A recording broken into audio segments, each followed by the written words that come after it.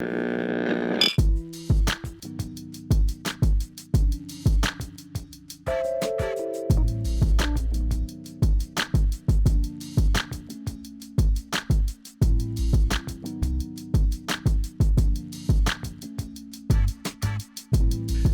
good morning, good afternoon, good evening, good night, whatever this is. This is Matt Bailey, and this is a retrospect review of, well, sorry, I should say this is another retrospect review episode of BBB Radio.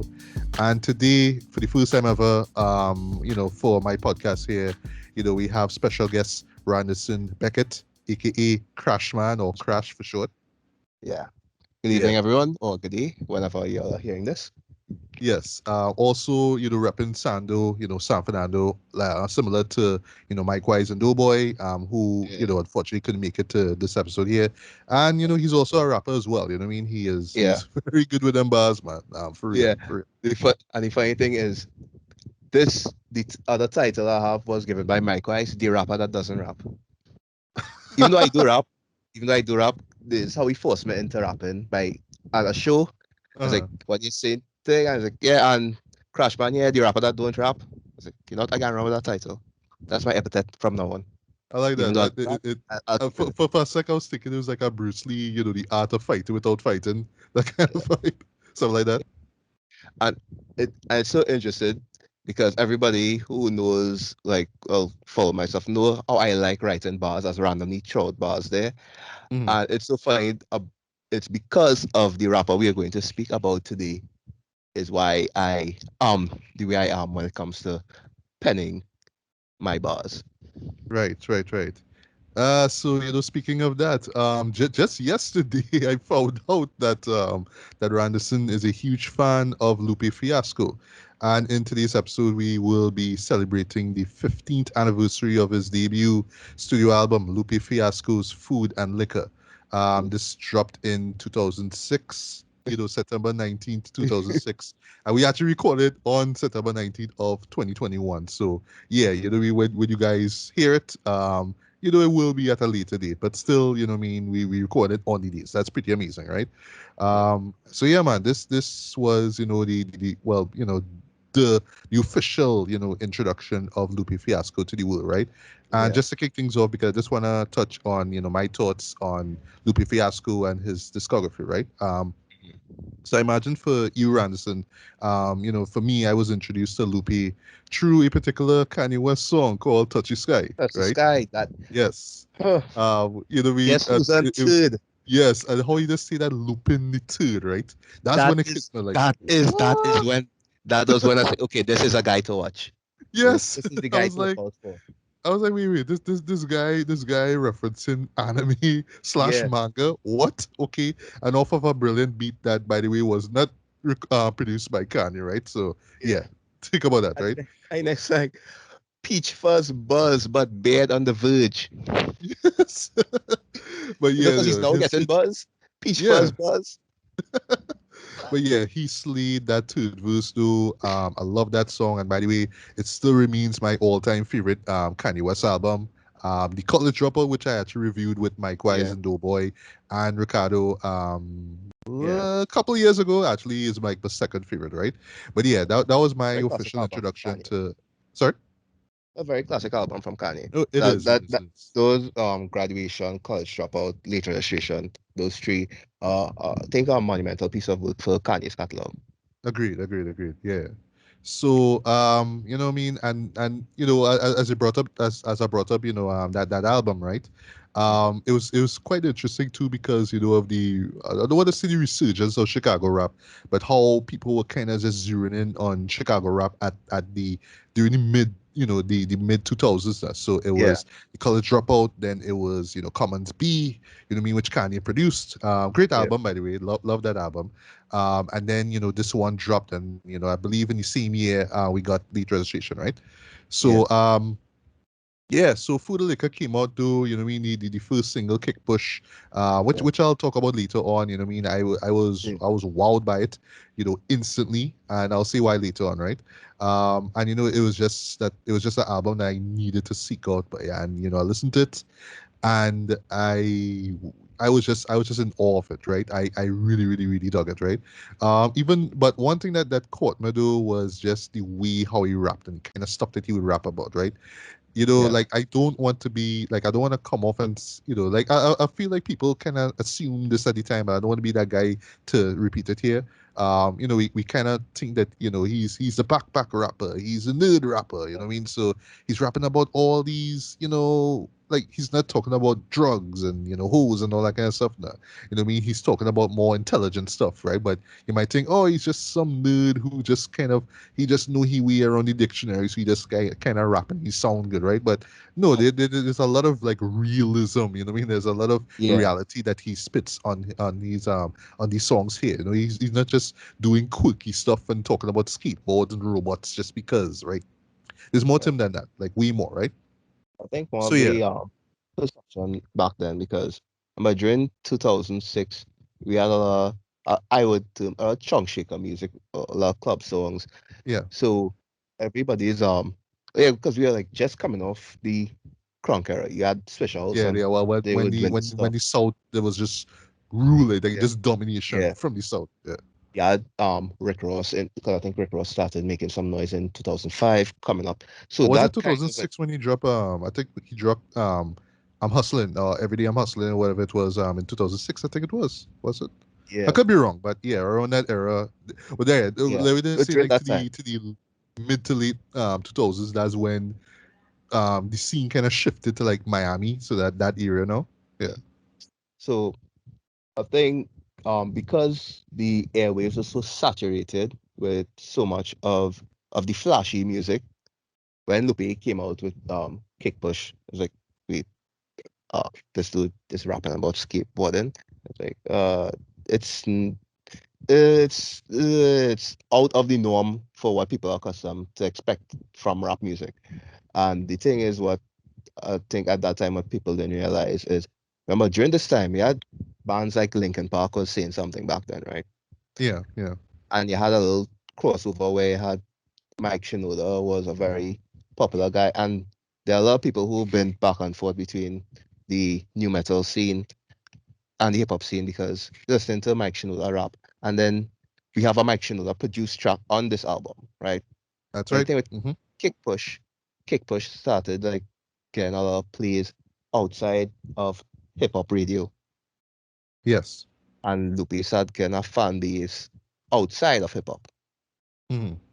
So a lot of people, there are there's something that people usually wouldn't even consider or talk about. There are a lot of people outside of hip hop that were gravitated to Lupe because of Kick Push, and probably that was their introduction to hip hop or what hip hop could possibly be. Yeah, As that's right. if so, they weren't probably listening to probably Outkast or whatnot, or people who weren't rapping about the same, flashy cars and whatnot. But at the same time, it's something different from what's usually projected, and it was very catchy, and it it, it did good with the grinding bass, all the borders and things. The guys who used to be skateboard and stuff like, oh, they have an anthem now. Like nobody ever Yeah, thought about like let skaters have an anthem, and they got one, and it's one of Lupe's most famous classics. Because like it is. Yeah. when when you mention Lupe Fiasco, the first song that comes to people's mind is Kick Push. That's right.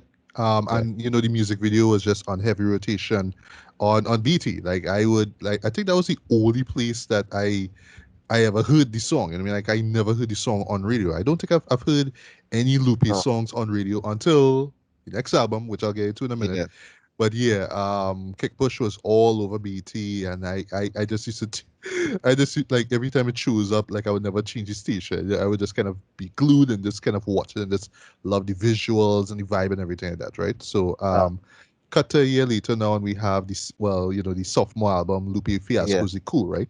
Um, which is this everyone's favorite Lupe classic album.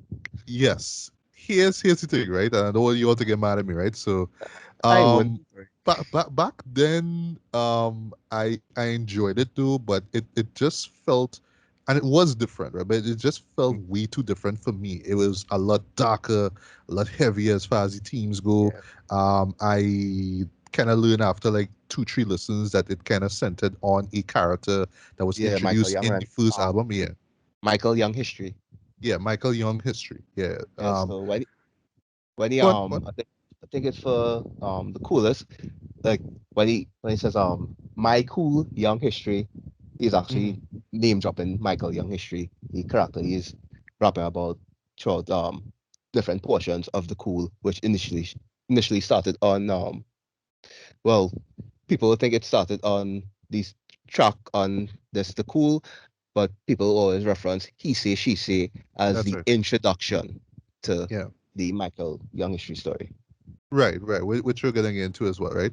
For me, right, I felt at the time that like I thought, because I love concept albums, right? So I just thought like the full album was gonna be like straight concept, right? But then it would cut to like songs like Paris, Tokyo, which I loved, Hip Yeah, Hop Saved My Life, which I enjoyed. You know what I mean? So there was always like these little intermissions, if you will, where I was kind yeah. of like I like but at the Beatnuts. time when I was, so I was just like, well, oh gosh, well, you like you're telling your story, or you're coming back to the story just now, like what's going on, right? That was how I felt, right? And then it Yeah, was just it was just the dark tone of it just kind of put me off, you know what I mean, when it first came out. But over the years, I gave it a few more listens, and I really appreciate it, right? And then especially like learning, just where Lupe was, like his mindset now, with his father dying and all that kind of stuff, and yeah, well, his friend passed away, and just and by the way, his mentor, Charles Patton, aka Chill or Chili Chill, yeah. was Uh, sentenced to yeah, 44 his years. Yeah. sentence. Yeah, so Yeah, all those things in his mind now. So, you kind of understand now, but because there's also a trend with the sophomore album that you have to go a little darker, right, a little deeper, right. But I didn't expect that Lupe would have go this dark, right, in my opinion. But over the years, I've grown to appreciate it now. It's yeah, not one of my all-time favorite projects from him, though. But I'll bring this up a little bit later with the rest of his discography. I feel like yeah, if I just go back to it now, I just give it one listen. I'll be like, yeah, this album was fire. Why didn't I get yeah. it the first time? You know what I mean? Yeah. But I it yeah, this last is was though, but it did yeah, spawn probably one of, if not his biggest hit to date, Superstar Boy. That was yeah, all over the place. That beat from soundtrack to be like yeah, people like it because it has that runway sound to yeah, it, though it has that nocturnal vibe to it, though. But it's just how immersive it all feels. Like you hear it and you feel like you're just in the middle of this like dimly lit fashion show, and yeah. you're just seeing like camera flashes and all that kind of stuff. It just puts it in the mindset of that, Uh, though. But then when you but dig into the lyrics, so you yeah, the realize, funny oh, thing okay, is like that's what's it's going like on. Okay, okay. how like when you for Hey Ya, when you say lyrics of Hey Ya, you realize like Hey Ya is not really a happy song. Same Exactly. way, same with Superstar, this whole grandeur presentation it gives you, but when you actually dive into what he's actually talking about, you realize how dark it is. So it's like the contrast in presentation and what is actually being said. Yeah, and Yeah. one of his biggest hits to the it's so funny because they're using it for think the tribute for Kobe. Oh, I really? think they're doing on full time Wow. for Superstar because I follow Lupe on Instagram and he's like, wait, he didn't even know they were doing that. Yeah, He well, that's crazy though. he's like, But he's like, one thing though, I just love how it was just used in fashion show after yeah, fashion show, or advertisement for fashion show. You know what I mean? Just on and on and on. But it was like the song, but you know what I mean? Especially that beat. They always love to use the beat, especially the intro to the beat. And by the way, love that beat. One of my favorite beats of this album, bar none. That's just last is what I say as far as the album goes. Another favorite beat of mine, though, and this was a single, but I just remember the video for this being on BT, and just kind of losing my shit when I heard it. Though was "Dumb It Down." I just love yes, that beat. Though I love yeah, the minimalist vibe of it. Though I love how bass heavy it is. Though I love how Lupe flows legit, and it's just, but that's the idea of it. Though, like, okay, like you're just wanted to just spit bars. You're okay. What are you talking about? All right. All right, all yeah. right. I just It's love how like, the hook comes in, this kind of same, like, dude, well, they need to dumb it down. Like, pour champagne on the pitch. What the fuck is yeah, wrong with you? yeah. I Uh, love that. I love that. That is still hands down one of my all-time favorite Lupe Fiasco songs. That beat yeah. is, whew, I love that. But yeah, Well, anything else just want to weigh in on the album? Um, just going back to that point, this whole thing about Lupe, what I was thinking about is imagine talking to somebody that likes to make puzzles, right? And when you're in a conversation with a person like that, right? They could be making a puzzle and not know they are making a puzzle. They're just so accustomed doing that, right? Mm. That's why Lupe sometimes comes off as probably incomprehensible to some people because when people want to listen to music, they don't want to do all the mental gymnastics just to enjoy a song. So that, True. and I think that was like, I think I was mentioning that while doing some research for this, I came across a Pitchfork review that had a very scathing review of this album, and Yeah, they, Pitchfork has not been kind to Lupe yeah, albums, eh? Like look at and Tetsu and Youth, for example, which you'll get into that, later. and the reason why I as a Lupe fan, I will tell you which people. I've had this conversation with my question the day before that Tetsuo and Youth is my favorite Lupe album to this day. Ah, That it is is my my favorite album. second favorite. It's my That second is, favorite. that's Yeah. my favorite. And the other thing why I found it fun because after they said that and it comes to the cool, the most famous song as I mentioned, Superstar, inescapable chorus. After they tell Lupe he can't, he's bad at hooks, doesn't have any good hooks. But look at Superstar. Superstar. Yeah, Even yeah. even later, show goes on. Yeah, Oh, what yeah, was that? yeah, yeah. What you all I say about actually hooks love up? that song and the hook as well too. For Yeah, that song. Yeah. yeah. I think like how they talk about kick push. Kick push is a very simple hook. Kick push and course. Yeah, that's it. Yeah. And I mean, yeah.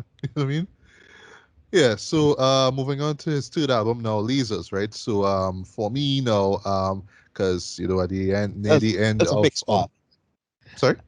That's a mixed bag for me because I know It that is, yeah. people will always bring up how bad it was, especially well the production at least, and I agree the production it even because I always like to go through some of Lupe's older stuff uh, to see if how I feel about it with mature ears and mature emotions after going through a lot of different stuff. How his music feels to me at this point in time in my life. And I would say with Lasers, there are some songs in that I still like, but there are some songs that are difficult to listen to because of the production is very dated in a bad way. Yeah, agreed, agreed. But like the song, for example, the show goes on while the lead single for Yeah, it. I dug it, at a point in yeah, time. Like it was bright, it was upbeat, it was positive, you know what I mean? The hook is catchy enough but for me with this album though, I do appreciate that, he was trying to reach, he's trying to do a crossover thing with this list. So he's kind of, leaning a little bit more into pop rap, right? Which is fine, yeah, right? But yeah, the production did bring it down a lot though. I remember Beaming being one of the lead singers for this yeah. singles for this, so I I, felt I didn't push that that, song more because than they I should, you know what I I mean? love that song. Me I really too. enjoy that The song. That song Neptunes on that beat though, like geez, you know what I mean? I that love song that beat. got me excited for lasers. That song Beeman got me excited for lasers. Yeah, And and I they love will the well, just the idea of the title, you know what I mean? We're not losers, we're lasers. Like I like that, right? And that song in particular had me excited too, you know what I mean? yeah. But Yeah. that it wasn't really well received. But there's still No. songs I like to go back to because one of my favorite tracks from that particular album is I Don't Wanna Care. Even though it's still has the old synthy sound, I just Hmm. liked how Lupe rapped on that. Yeah. Even though some of the lines may come off cheesy or whatnot, I just found they were really fun. That's a really fun song. And Lupe says like, say what you want about lasers. Like you said, I don't want to care right now. They still go hard at concerts. Yeah. I wouldn't be Still surprised goes hard at about that. concerts. Yeah. But yeah, like for me though, I was disappointed. But I think the real reason why I was disappointed though is that near the end of the cool, he say only one album to go, LUP ends, right? So I Yes, was like, yeah. wait, where's That was a very LUP big end? tease. What is this? What is this? Like Is this to lead up to Lupin? What's this? I don't understand. Right? But yeah, but it's a kind of pet peeve of mine when artists just tell you, hey, I'm coming Yeah. with this album, coming into it, coming, and Big then tease like and 2 3 years later, no, they're I coming think at all. because he thought that would have been his 3 album deal close off. I think that's where the problems with his contracts were. I think that's one of the problems that they had with Lasers, because Lasers was shelved, and like we said, like what the lawyers can do, the hackers can. Yeah, And they were forced they were forced to release Lasers yeah, because I yeah. think they were trying to hold him on his contract. Exactly, yeah. Yeah. So I think it's either around the time when Lasers came out or before, like right after listening to um to the Cool, that I went further back now into his discography and discovered his mixtapes, right? So I took Oh in my the goodness. Fahrenheit, yeah, bringing up mixtapes, bro, Yes, yes, bringing up yes, mixtapes, right? yes. But I'll confess, haven't listened to those in ages, but I remember enjoying the hell out of all They of them, still right? So hold up. They still hold up. They still hold up. yeah, They're just- Fahrenheit 115 Part 1, the trilogy. I took in yeah, that. Enemy of the State, a love story, took in that too. yeah. But the one that got me, boy, the one where I was like, I'll just give you a quick story of it, right? So, in from September to December 2011, right? So roughly 10 Mm-hmm. years ago. Well, actually 10 years ago, right? At the time of me doing this, right? Mm-hmm. I had the really rare opportunity to, take part in this student exchange program in the States, right? So, me being a student of UE, right, in Trinidad, I got the chance to go in my third year to spend a semester up at Trinity College, right? That's in Hartford, Connecticut, right? So Okay. I was there, and like even though it was a different time, sorry, a different environment, and just seeing just how American college works and all that kind of stuff, right? And yes, as you may see like on TV and stuff like that, yeah, weekends is all about party and stuff like that, right? Especially Fridays and Saturdays, all about that, right? So like I used to be kind of mindful of where to go and what to do, right? Cause me, I fresh, I know what Yeah. going on. The point is, while I was up there, boy, I was just mind my own business, and I just see this mixtape drop. Friend of the people, I fight Oh my evil, right? goodness. Drop in time for Thanksgiving, right? So first time I've experienced Thanksgiving in the States, right? And dude, I was like obsessed with that with that mixtape, Jen. The minute it came out November the 24th, by My goodness. That. my God. But for me, I think why this one clicked with me the most though, well, click with me, right?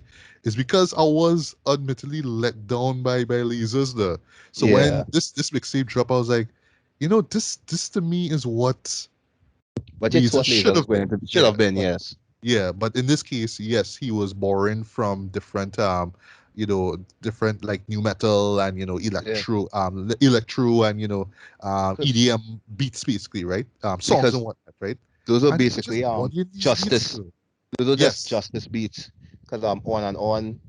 I think on and on was, I think he used on and another song beat from Justice for Jesus do, and double burger with cheese, which is Yeah. still Yeah, yeah. amazing. Dude, I still trying to double figure out burger with how did he cheese is write one of my how he all-time. wrote that song. I I know, boy. 'Cause he how just did like he write that? dropping all these references to, and it's not just well, you must remember the scene from Boys in the Hood or Men's Society. Though he will drop like little bits, like little moments that compare. Like Yeah, like fist bump that he yeah. character in South Central do is the same thing that the Like, same actor who did in Men's like Society. It's like what? What? That was crazy. I Bobby love double Jones, burger no? with cheese. Yeah. Yeah, OG And he, Bobby but Jones. and you will find that he either mention the character or he'll mention the person playing the character. Yes, yes. Yeah, Which that was when I like that was when that was when Lupe won me over yet again by yeah, light work though. Dude, I will still yeah. listen to light work to this day, I just waited for that drop. And when the drop comes, just like bang in my head. You know what I mean? But at the same time, I just like try to recite what Lupe is rapping over this though. Like Lupe is rapping over Lightwood though is just immaculate in my opinion. But actually preparation for this because I haven't listened to that mixtape in a long while though. I recapped it Trent, and yeah, I was just like still blown away though. Like yes, the beats still sound. I mean, it's 2010s music, right? Yeah, yeah, But what make it work though is that he just bodied all of them, even when he was just kind of just just having fun, like the Walking yeah, Phoenix song. You know what I mean? It's yeah. just like I just having fun. I just bodied all these beats, Trent, and the man do it, man, just kill You it, Trent. You know what you I see mean? what? Yeah. I cannot quote one line of a Joaquin Phoenix, but I know I like that song. I just like the way I he love the rapped on hook for that, by the way. That it's a walking it. Phoenix. It's a Phoenix. walking Phoenix. I love that. And that, I was like, Joaquin, oh, all right, the guy from Gladiator. Yeah, but then when I listened to it, I was like, oh, right, because that point like walking wanted to be a rapper. Like, oh, that's Yeah, why. And that's when, like, in recapping this, that's when it like, I was reminded though. Like, you might think, oh, you know what I mean? Lupe is just a guy who was just kind of be nonsensical and just rap about weird stuff. It's like, no, the man, like, know what he talking about, But he would just see it in this way. So he yeah, knows, he know you want to make you laugh at times, right? But he say that is like, no, no, this man, like spitting flames, like sit down and listen to what he said, you know what I mean? But yeah, that mixtape, brought me back there into the world of Lupe man. So that's yeah, right through his the rest of his albums quickly, right? So yeah. Food Liquor 2, the Great American Rap Album Part 1. I Are we actually gonna have get to to Part go. 2? I I have to go through that again because that's another album that I personally, I know that also got a bit of negative reviews, but I enjoy that I project. did. Yeah, I I did enjoy too. that And project. I was like at the time I was wondering like why people hating on this so much? Like Yeah, that's like what's the issue? You know what I mean? I don't know. Lam Lamborghini Angels was my ringtone. Yeah, Just dude, that see, that that imagine the song's whole hard. screaming at the Oh, beginning. I try to remember if that was Amanda Bynes or I think it was. The screaming at the beginning. "I'll live in this mad, crazy world." That screaming. So imagine I used to be in class and my phone used to go off. Yeah, I really enjoyed that project. me too. Yeah. All black, everything. I enjoyed well the single Bitch Bad. I thought that was a great Yeah, song. Around My Way, Freedom Ain't Free. I know that was kind yes, of a little controversial because like all you could like literally like take Pete Rock's beat for Dear Reminisce over you and just rap over it without even acknowledging him and all that kind of stuff. It's like well.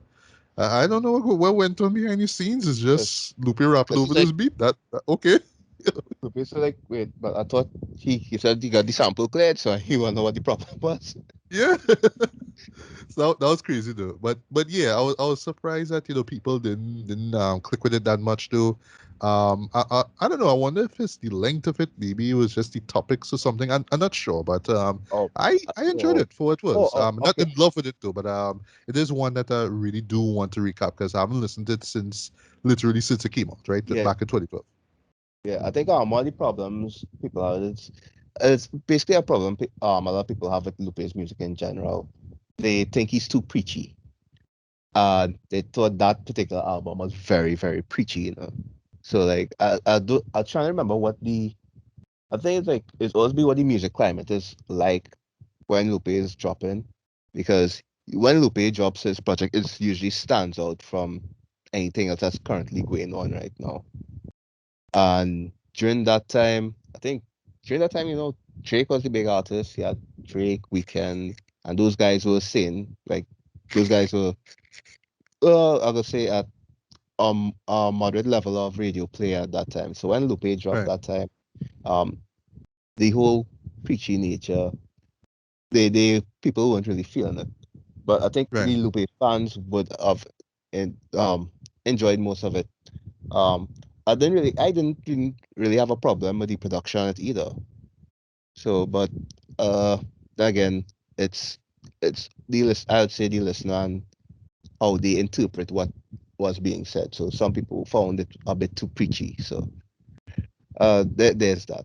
I think as I said with my personality, and I think like if you we would enjoy a song like Bitch Bad, but people say, okay, that's come on. that's rather preachy. And I think like if while we're moving on to the next project, which would have been Tetsuo and you to have been the next project to drop after that. Yeah, Um correct. no, Tetsuo and Youth was well, this is the reason why I love Tetsuo and Youth is because when you talk about themes, as you mentioned in the cool how, you know, so there's a theme, but then there are these songs that just out there. I Yeah, thought Tetsuo and Youth was a very cohesive project. it was. It was. Even how Yeah. we separated them by the seasons and whatnot. A Mm. very And cohesive project. especially like how he ends it with spring and just stops right there. I love that. Yeah, That's just like a brilliant like corner, like thematic wise, just to kind of space things out with three seasons, but let's leave the last one open. I love that. yeah, yeah. Each one of the songs like really moved into the next one. I think one of the, I think for that project, one of these standout tracks, but kind of like will have taken a lot of Lupe fans by surprise was Chopper. Yes, What? still one of my favorite songs. Yeah. Actually, it is my favorite song. Well, sorry, actually, I'd wrestle with this and Mural, but Chopper, because of how hard it went in for like 9.5 minutes, I was just like, yeah, this is like my top song on the album though. But I was like, oh shit, okay, Like I'm here and wait, this is Trouble? Is this Trouble on a Lupe song? Is this Trade the yeah, Truth on a Lupe truth, song? truth. I'm like, what? Yeah. But as you mentioned, Mural. Now this is Mural is what made, I'd say, this project one of my favorite Lupe projects of all time so far. Yeah, yeah, Because if we start from Food and Liquor, The Cool, people already acknowledge those as two classic albums. Had Lasers, people weren't really feeling Lasers. They had Food and Liquor 2, Great American Story Part 1. People still weren't feeling that. So Lupe was absent for a while. Then the first track on this album, I said, okay, Lupe has a new project come out. And the first track on this album is Mural. Wow. It was a reintroduction to everything that a lot of people were missing from Lupe, yeah, which was this amazing, complex, but entertaining piece of artistry. And it was years of listening to this song that today, like, today I can actually share because I only made this discovery this year. The song is well, if you're studying the imagery of the song, it's very symmetrical. Well, not so much symmetrical, but it's titled Mural for a reason because there are themes that repeat themselves within the bars. And the right. most important line in that song to me is when he said, assorted memories of my childhood. Because once you just Oh, take okay, that okay. line alone and you listen over to the entire song, because he just tell you what the entire song is about. It's like, no, Mira doesn't have any meaning. It's like, yes, it's assorted memories of his childhood. That's why he had a whole Roadrunner scheme, a whole Mm. Count Chocula serial scheme. Yeah. So if he could sit down and count how much birds he mentioned from tomahawks, roadrunners, pigeons doing somersaults, which is a fancy way of saying flipping the bird. Mm. Yeah, like, and you'll see he always brings up like cartoons, um, cereal, and then random things that you see on TV and whatnot. I was like, you can actually see the picture that he's trying to paint, even straight down to the ending, which is just him. He's just bringing everything full circle. Yeah. And the reason why I liked Tetsuo and you, just by also the name, because it took me a while to actually get the name. It's like Tetsuo and you. The whole album is about art and life, and this is why the first track was called Mural. Okay, Because like where do like for me, like, I always attribute Tetsu as the Akira character, so yeah, I just always thought like it was just kind of him saying, it's still an anime fan, you know what I mean, but it's yeah, it's kind of like me going back to the ideas that I had in my mind and like how shows like that used to influence me and the way how I saw life, you know what I mean. So that's how I look at the title in a sense. yeah. Because the album cover is something that Lupe painted himself. Oh, okay, okay. I didn't know that. Lupe, That's yeah, dope, man. Lupe Yeah. was on his sometimes Lupe paints. So the album cover for that album, Lupe painted that himself. Cool, cool. Yeah. But I know because it I noticed that after I was going through the tracks and you reach Prisoner One and Two, and then you realize, okay, that's why it's he separate them in seasons, different parts of life. So when you reach down to body of work, yeah, art and life, dots and lines, talk Oh, about love the concept of dots and lines, yeah, YG. Yeah. yeah. But the imagery, because we know the message behind dots and lines about his legal issues and whatnot, but the whole um artistry of it, the whole imagery that he paints, you realize there are a lot of themes within every song, even like Chopper, like is a life focus song. Yeah. Prisoner One and Two, life focus song. Body of Work, life and art focus song. Mural, life and art focus song. Like most of the songs on that album really like give you a presentation of art and life. Hmm. And before, as I used to just listen to them as separate tracks, when there's actually song and try to understand like why did he put this up here, and all the kind of dark and somber songs came like during fall and winter. Yes, yes, yes. Yeah. So it was a very intentionally structured project, and that's why it's one of my favorites, and one of my favorites to also go back to. All right. Well, for me, this is my second favorite Lupe album. And I would say, and you could agree with me, this is hands down one of the best albums, regardless of genre, of the Mhm. 2010s. Yeah. It barely made it to the 'cause I have like a top 30 best hip hop albums of the past decade. This was an honorable mention. Well, no, yeah, Yeah. this was an honorable mention, but I don't think I brought it up when I recorded that video with Mike Wise and Doughboy. But I remember it showed up on his I think he has a as an honorable mention if I'm not mistaken. But Yeah. yeah, I remember I um was mentioned it because I know yeah, everybody at Pimp a Butterfly high up of as course, number. like dude, Yeah. that is Yeah. timeless. Like I'm sorry, Yeah. like but yeah, Mural to me felt like a rebirth, to like the Yeah. second coming of Christ. You know what I mean? Just to quote a YouTuber brought this up, right? Because just from that beat alone, the way how he comes in and how laser focused he is, dude, I won't lie, dude, like I was just like in awe of what I was hearing, even though like three-quarter of it just kind of flew past me. But because of how the beat was and how it just has this, I don't know, like you just kind of like like in the middle of the like of this exploration, you're just kind of going through this guy's head. You're just seeing all these Yeah. images. You're not too sure what you're gonna see next, right? So it has this kind of journey, like this journey into going through that, and he's just Yeah. going and going and going and going. I love that, right?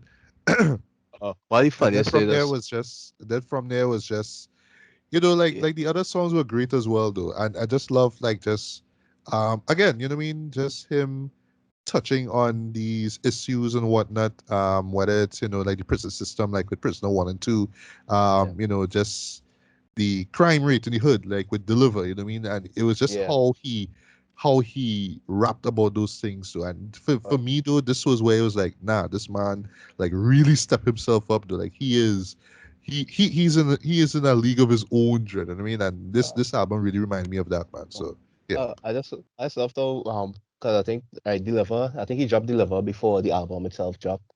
I saw Right. he ripped everybody's skull. I was like, did I say Pizza Man or Piece of Man? And everybody goes and re-listens to his song.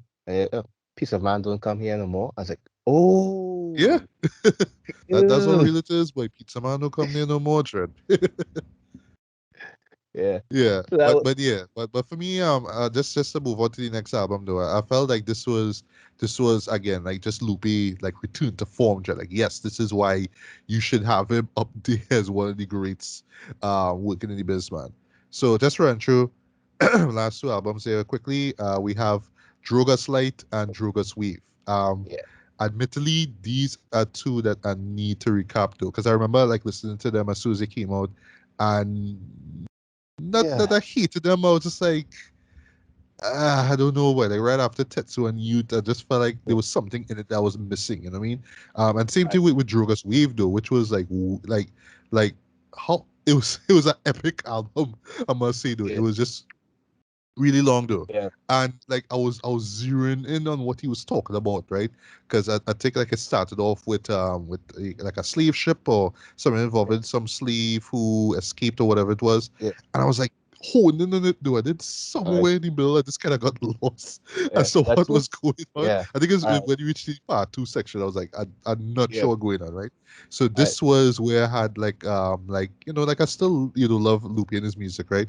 But I just felt like especially with those two. And in general, I felt like there are times where it's just topically it's just so dense too. You know what I mean? And I just fear that if I don't understand it, 3, 4, 5 listens, then something's wrong with me. I just don't get the album. But I just feel like if I just listen to those two again, especially Drogas Wave, I feel if I listen to Drogas Wave now, I'll be like, yeah, yeah, Yeah. this great though. But That's a at time it was just like uh, did not Drogas understand it. Drogas Wave is incredible. Drogas Wave is incredible because I actually really go back to Drogas Wave and listen to the entire project from time to time. Um, Drogas Light, I only like recently started back going back into these songs, and the problem with Drogas Light is it's Drogas Light as a entire project is not good. That is not by accident though. That's intentional.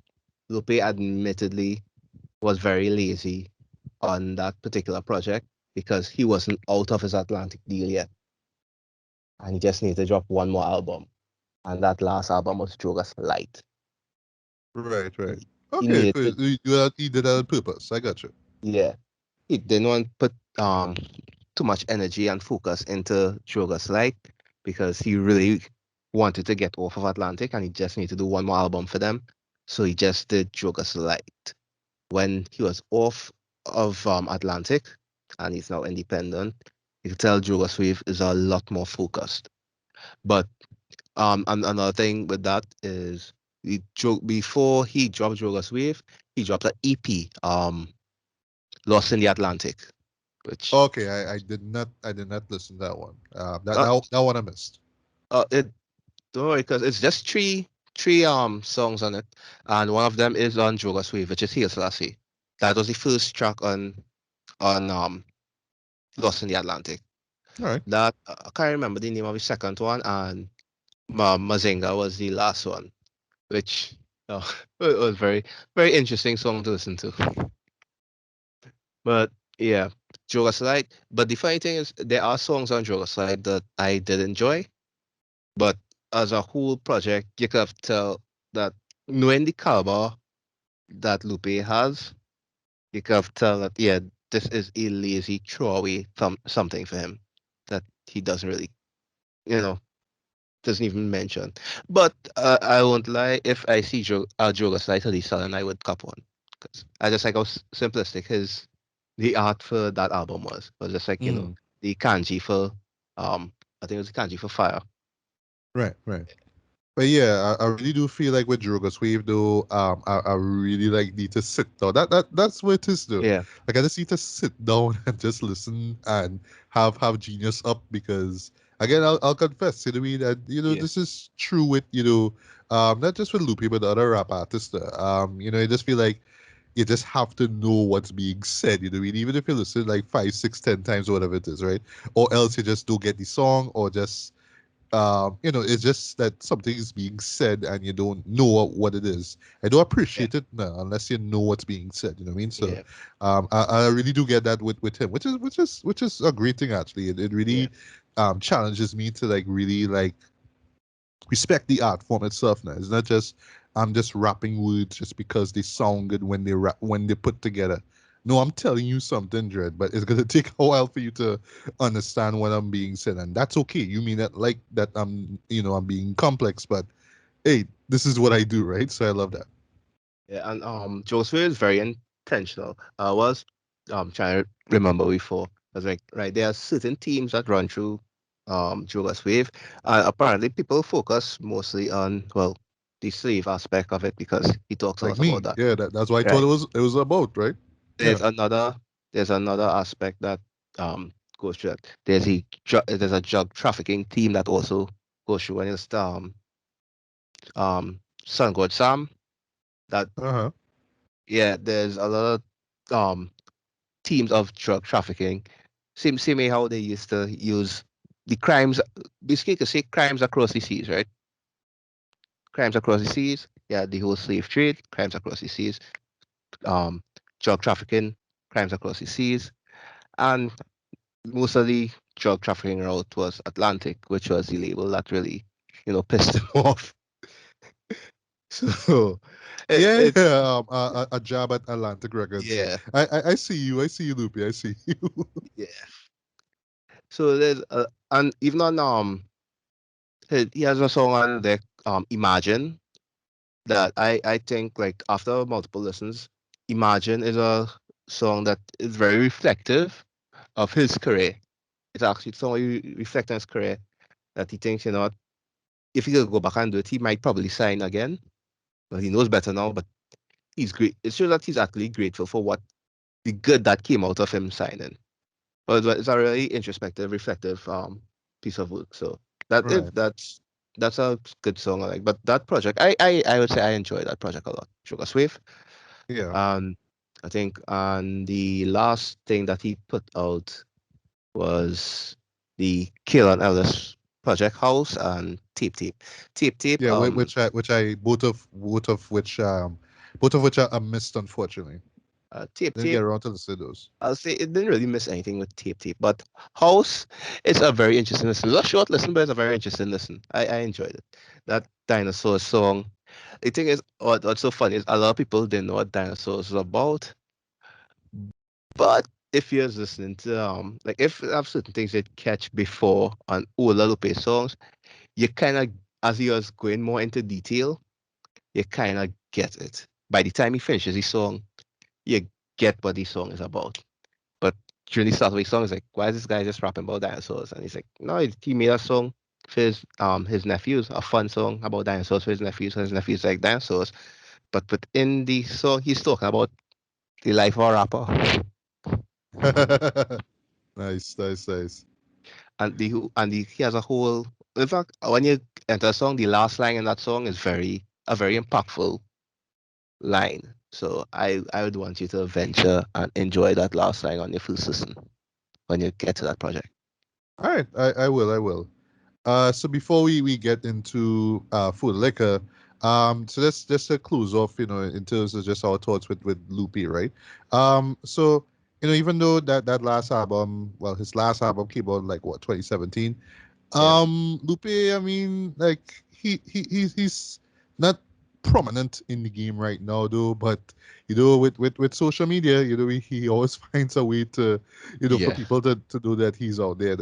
Quite recently now this year, uh, there was his battle, his beef, I should say, with Yes. Mr. Royce the Oh, Five Nine. You know what I mean? A Detroit artist that I imagine that, like a lot of hip hop heads just honestly respect to. But the thing I just want to touch on briefly now is, this, I think it was one of like a few IG live uh all recordings right. that he took, right, where I think it's like him kind of waking up in the morning and just kind of walking around and stuff, but him kind of talking about how Roy still have no classics under his belt now, you know what I mean? And that's like a good like argument now, because I Wait. mean, what I mean, like when I say classics, I mean like, No, no, I'm talking about trying to find out. Was he shirtless in this video? he was. Then that was one moment. That was after they argued. Or after. Okay, my bad. Right. Afterwards, right. Yeah, talk about how Royce had no classics now. What we mean is that, I mean, you could say what you want about the reception of Lupe's music, right? But Food and Liquor and Nicole and well, Food and Liquor too. I mean, they were Grammy nominated, like Yeah. people knew about them, so that's why he Well, could come and say, yeah, I had classics under my belt, right? But Daydreamin Royce, has I a mean, Grammy. yeah, exactly. You're right. Daydreaming Daydream. is single from his first album, right? But Yeah. Royce, now, I mean, not saying that Royce hasn't put out great albums in his career, because he has, right? Even like what he did with DJ Premier, like Prime 1 and 2, really Yeah. dug those, right? But that's a real valid argument, though. Like, yeah, I mean, people knew who I was back in 2006. It still have people who call themselves rap fans who kind of know Royce, but they don't really like know what he was doing from since Bad Meets Evil. You know what I mean? So that was like a real like sharp jab there, and I of think course, well, Royce drop a diss track, and it's one of yeah, those things that caught me by surprise, because like Lupita's always remind me of Common Trend, especially with his diss track, The Bitchin' You, where it's like, oh, you think because Common's a conscious rapper, he can't clap back at you? Oh, he can. Oh, he did. It's the same thing with Lupe. It's just like, oh, like, oh, they think I just some conscious guy and I's a nude and all that kind of stuff. But I still come on and destroy you with this yeah, track that he put out afterwards too. And for me though, it's like, yeah, like dog, like say what you want about Lupe Dread. You can call it pretentious, whatever it is, but the man is a rapper. Like yeah, from hands down, he is a rapper. He knows how to move and what to do when somebody tries to put him in his place, and I yeah, love that. I love that he could still find ways to get people's attention. And last thing, and then I'll shut up. Even yeah. right now to just dropping all these random like Freestyle. freestyles. You know what I mean? Yeah, yeah, Just so. I think if I'm not mistaken, he's the one who oh gosh, with Drake's from Drake's yeah. new album, The Certified Lover champagne Boy. poetry. Yes, Yeah, Champagne he Poetry. did Yeah, like I so think he was. poetry. Yeah, I think he was the first like rapper to just rap over it. Before Freddie Gibbs decided to do it too, Yeah, right? And then of course Mike Wise, you shout know, out to Mike Wise and Younger yeah. and them do it too. But like Lupe just come and do it, and like, yeah, I do it. I But like the beat, I like the song, so yeah, all right. Drake has a habit of dropping beats that everybody wants to rap on. We eventually lemon pepper freestyle that oh everybody did. yes, that's true. Yeah. Yeah. So But yeah, but thoughts on, this Lupe now and this whole all beef right, with Royce 59. all right. I'll put this. Mike Wise and I have been following those lives a lot. So while people will get seeing recordings and whatnot, we were actually in the lives. Every time like they had a live, like Wise would tag me or I would tag him. So we were following those like Mm. directly, right? So we I, understood I, the I whole I take it all. They had like notepads and stuff. So, oh, that what Roy say. That what your friend in New York yeah. say. Let me write this So down. so we like watch it. So I would usually like I'll be on work and I'm just listening to it live. I'm a phone in my pocket. So we actually got the lead up to where things went sour. And things went sour because apparently there's still not enough respect on Lupe's name, right? Agreed. Uh, Agreed. there's so people think nah, he can't get down like that, and people who think like that only listen to his albums. Because when you listen to Lupe's mixtapes, it's like you're listening to somebody with a different, they operate on a different kind of battery when you listen to his mixtapes. Because one thing is, but like what he did on Lil Wayne's Fireman beat, Yoga Flame. Mm. That Oh, shit! I forgot about that. Wow. Wow. I really need to recap that, way. yeah, Wow. Yeah, like that's a oldie, way. That's a oldie. yeah.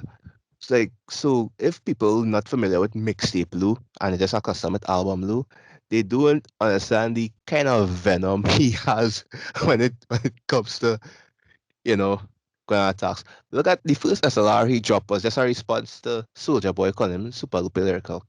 Yeah. And this man decides to start off this track with "Oh ye tormented souls. My goal is to sit on Yes. the blue like North Poles." Yeah. So like Oh, by the Lupe, way, guys, that's off of the I Fight Evil mixtape. By the way, one of the best tracks off of that mixtape. Hands yeah, up. yeah. And so the whole thing was, I think what triggered Royce was when Loaded Lock says, if they battled, um he would sit with Lou. And the thing is with Lupe has been wanting to get in the battle rap ring. So a lot of these battle rappers, they would have heard Lupe, how he makes a approach to stuff, how he approach stuff. And even that day, because remember they had the argument that they had, Lupe did, like since they started talking about the whole rap thing, I wouldn't go into how the beef started, but since they started talking about this whole best rapper or whatnot, Lupe asked like, why are you guys still talking? Why aren't you rapping, right? And he's been dropping these. random freestyles. He dropped Jean Grey, which was a fun listen to. And then when guys were talking about battling, he heard all right, he had after the argument with no, before that argument even started, at some conversation he had this conversation with, I think, Loxley called him on the phone and whatnot, and he did kind of freestyle in the form of a battle, you know, and it was directed to Lloyd Lux and Mook. And Royce thought it was directed to him, like if Lupe were to battle him. So when things got heated, Lupe was just, after Lupe just came off and was just on his live, just freestyling, right? Then a week later, Royce dropped Sands of the Lambda. And it was a very well written piece of work. Very well written It with was, yeah, some side jobs. Side yeah. job. Well, even though like after Shuttle Wise again, we go mention him here since he wasn't able to make it. um he found a clip that there's a portion of that Sounds of the Lambda that Royce had actually put out like months ago. So now like wait, these are recycled bars that you already had that you decided to plug into this. So that's why when you call it a diss track, it didn't really feel like a diss track because it was plugged with so much fancy filler in between. So people were thinking, hey, Lupe is be all super Lupe lyrical. How is he going to come back at Royce? He came back very direct because even before, as Lupe mentioned in his diss track, even before, and this is what I kind of understand.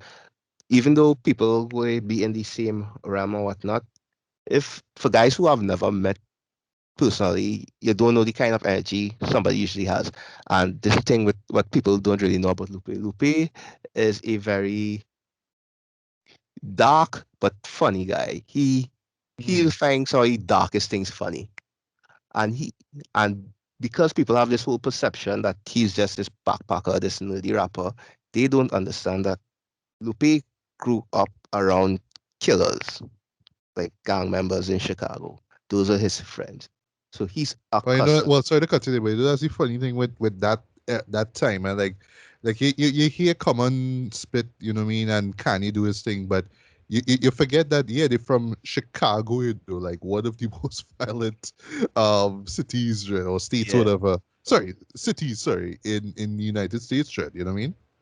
yeah. Yeah, So Lupe has this demeanor about him. So Luffy might say things, and I wouldn't say was in the same environment, but I understand like you might say things to somebody that somebody might take disrespectful. Like if you and your friend accustomed talking a certain way, that you get so accustomed talking like that, when you talk that way to somebody else, they might feel disrespected. So that's where the whole kind of tension and everything blew out of proportion. So when Lupe decide, okay, he's gonna fire back at Royce, he was very direct.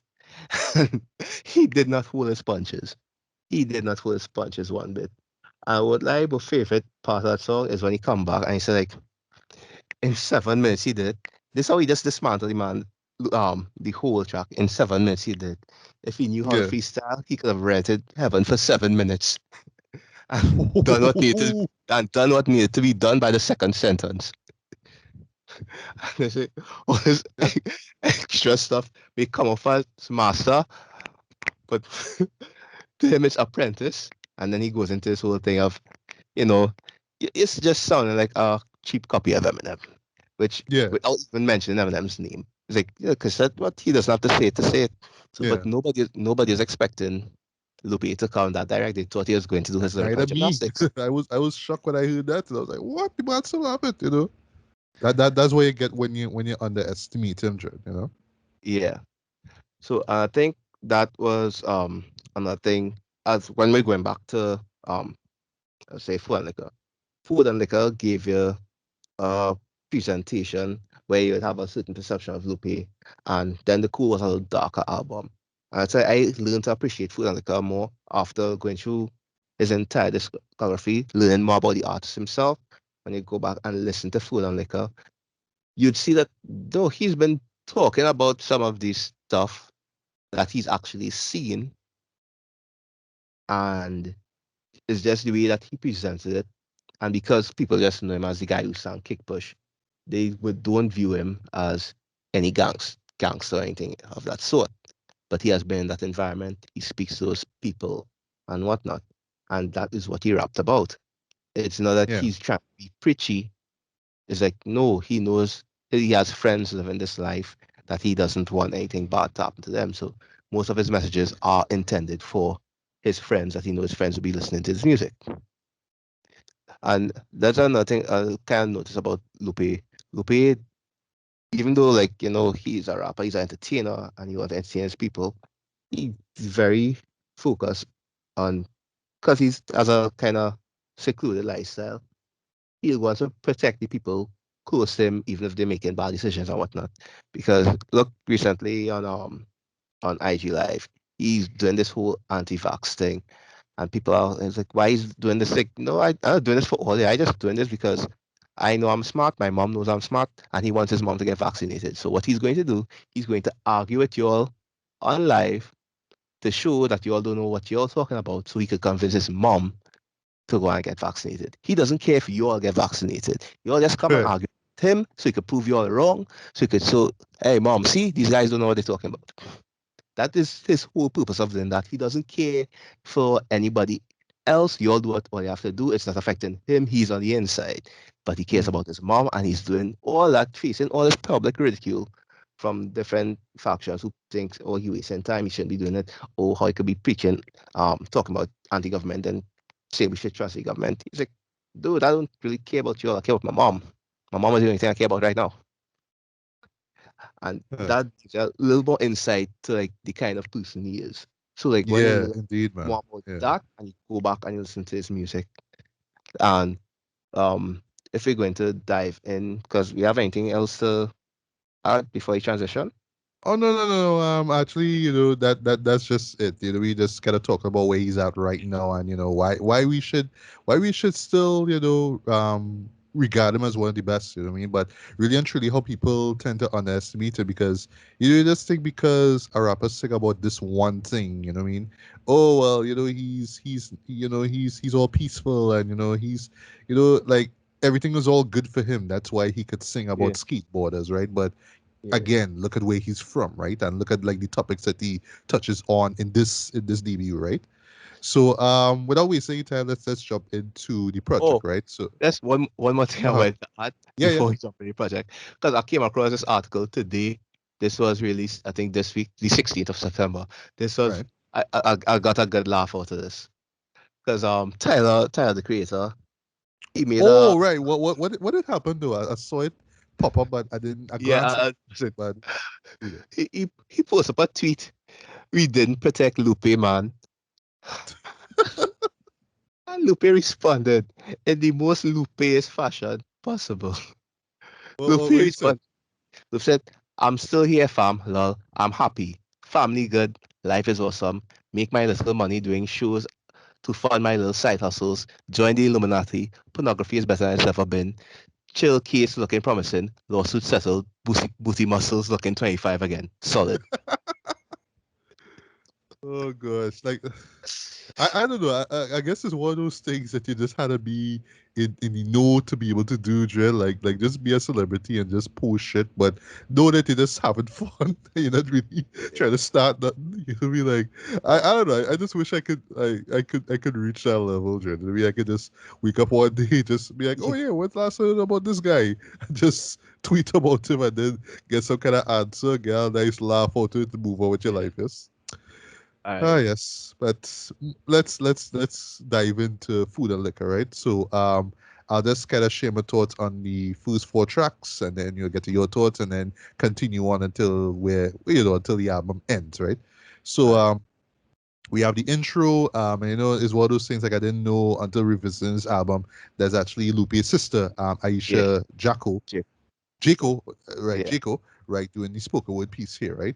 And here she's basically talking about, what the idea, what the idea behind the title means, right? And that's just basically, in Chicago, there's a lot of like food and liquor joints, right? So Yeah. as Lupe states in the same intro, you got your good, you have your bad, you have your food and your liquor, right? The beat in particular, though, from Kristen Drop. I really dug this beat though, and it's one of those things like it works for what it's about, where he's just kind of just talking, right? Mm-hmm. Because I mean, he could have rapped over it, I guess, but nah, you know what I mean? It suits for what he's doing, right? And I just love the violins on this beat though, and just how it has this kind of upbeat kind of it sounds thrilling. Like you listen to it, you just get excited, like, oh, I can't wait for this album to begin though. And I like how he's just kind of just there talking and all that kind of stuff, right? He also shouts out Chili Chill as well too, right? So yeah, Yeah. dope way to open the album, right? Then we have Real, right, featuring Mm-hmm. Sarah Green, right? Soundtrack comes through with Yeah. this rock tinge beat. You hear this ding ding ding ding that plays short, right? And the concept of it was really dope though. It's one of those things you kind of forget concept wise what he's trying to say in it. And like at first you think it, oh, it's all about him speak. He's about to spit that real, but he's just talking about really how we all, like as human beings, always seek something that's real, but Yeah. it most times it isn't real, you know what I mean? So whether it's just lust or, you know what I mean, just trying to be rich, but you're going about it in like really, illegal ways and all that kind of stuff now. But also what you're going through right now you think is reality, but it actually is preparing you for something else later on in life, you know what I mean? So I just love how like in the second and third verse how he mentions, you read how it's just what you go through is just like a sign that God still loves you, you know what I mean? The mere fact that you're able to endure and survive it, you know what I mean, is like that. Sarah Green comes through with some great vocal support. Like I love her pa, pa, pa, pa, that she does on the hook Yeah. though. It's so incredibly catchy, man. And this for me was always a song that stuck with me. Even from the first time I listened to it, though, because of the beat. There was something about that beat that just worked for me, right? Next Mm-hmm. off, we have Just Might Be Okay, right? Featuring Ooh, Gemini. Um, I really love that Prolific, song. who does the beat for this, though. This beat is so rousing, dude, and so dramatic and so powerful, but it's always transcendent shit. I love the Cause drums, the the drum, horns on this, though. That dun, dun, cause dun. I Something just about that though, like I hear that I just get chills, boy. Like even talking about it now, I just get chills when I hear I still be wondering about if those are live drums, you know. I don't know, This like I still wonder if those are live drums or not. it had to be, boy. It had to be, like, Because but it goes so well and hearing all the drum breaks within while it changes, like, no, this has to be live drums. This can't be yeah, yeah. a sample. This has to be live drums. Yeah, this is a song I would love to see a live performance of, boy, because Yeah. just that beat alone, boy, I just love this beat, right? And Lupe just shines throughout it, though, and he just basically kind of paying tribute in a sense to his home, right? Chicago, right? And as Yeah. I say before, you know, what I mean, he has his friends, his peeps that he will hold down, right? He wants to make sure they're okay, and he in a sense he's rapping to them, you know, what I mean, he's just kind of showing them that things are going to be okay. But I know that not everyone's going to go on the street and narrow. You might be a hustler, you might be somebody else, but like just kind of keep your head on, you know what I mean, and keep your head up, you know what I mean. So I just love the sentiment about it, though. Gemini comes through with a soulful hook, though. I love the hook for this. This is one that always stood out to me, though. And for me, like I just forgot the lines that this man was dropping, though. Like he says, it's finna get, it's finna get heavy as heaven. I'm Yeah. at last at this manage to balance. Massive Yeah. masses pull my back with my without tilting my glasses. Sorry, this was not pilfered from passages of OG. This is so me. You know what I mean? It's just like things like that. It's just like what? Like Lupe, this is how hard he was going, man. Like It's like wow. So one yeah, thing. overall, love this track. Though one of my absolute favorites on this album here. And last but not least, just to kick off the first quarter now, Kick Push by this was the track that made me a Lupe believer, boy. And for me, this is one of the most beautiful rap songs I've ever heard in my life, boy. And it has that kind of common vibe to it, though, where he's kind of speaking for the heart and whatnot.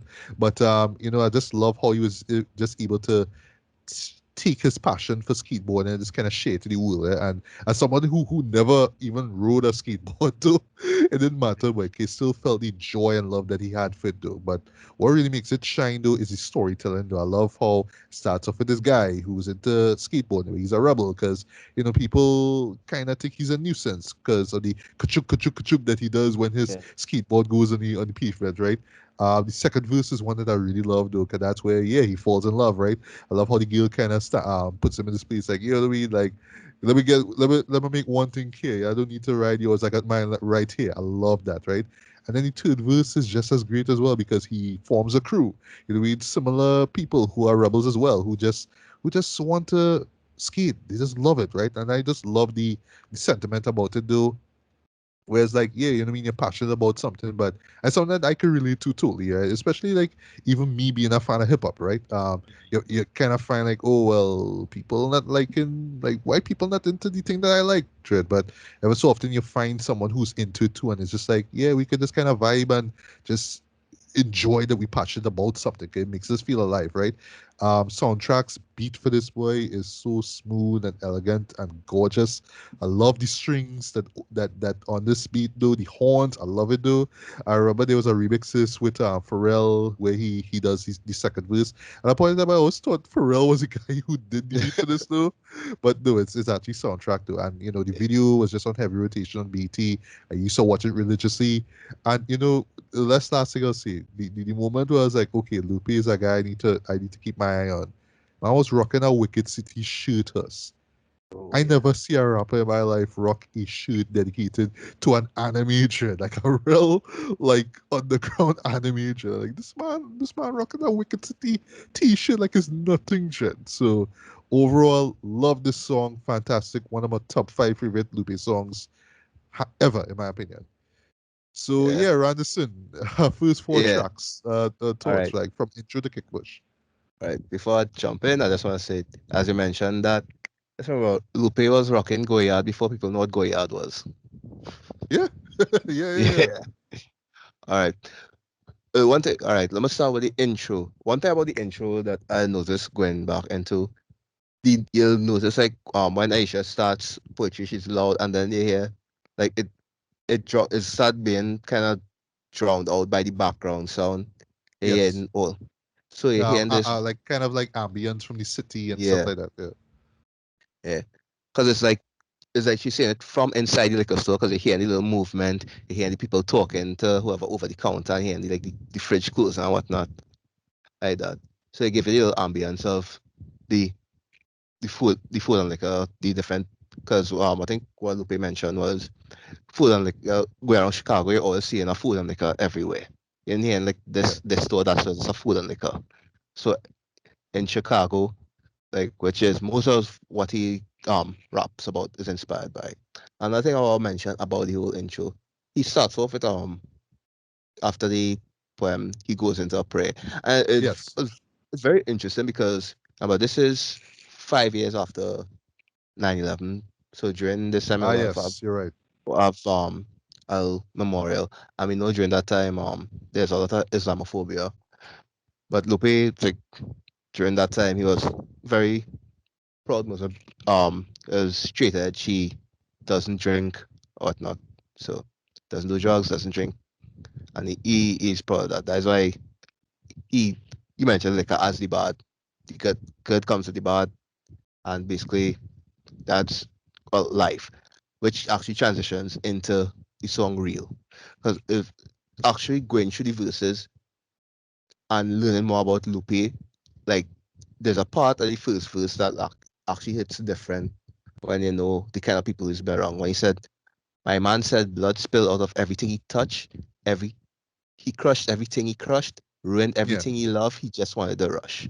Blame it on the times being rough. It's like from what people say, Lupe has a way of painting a story, right? And real real was being the first track on the album. It's him just saying, everything he's going to rap about is things that he's seen. To, he wouldn't really be rapping from his perspective all the time, but he'll be rapping about things that are around him. So that's why sometimes there'll be some probably overlooked lyrics because of how the production is. Remember, a lot of productions you'll hear the drums, the horns, violins, like because he's very jazz influenced when he's well I would say his I would say beat selection or how he has what he prefers from his producers a lot of jazz influence type tracks. And I think that's just probably just the Chicago in him.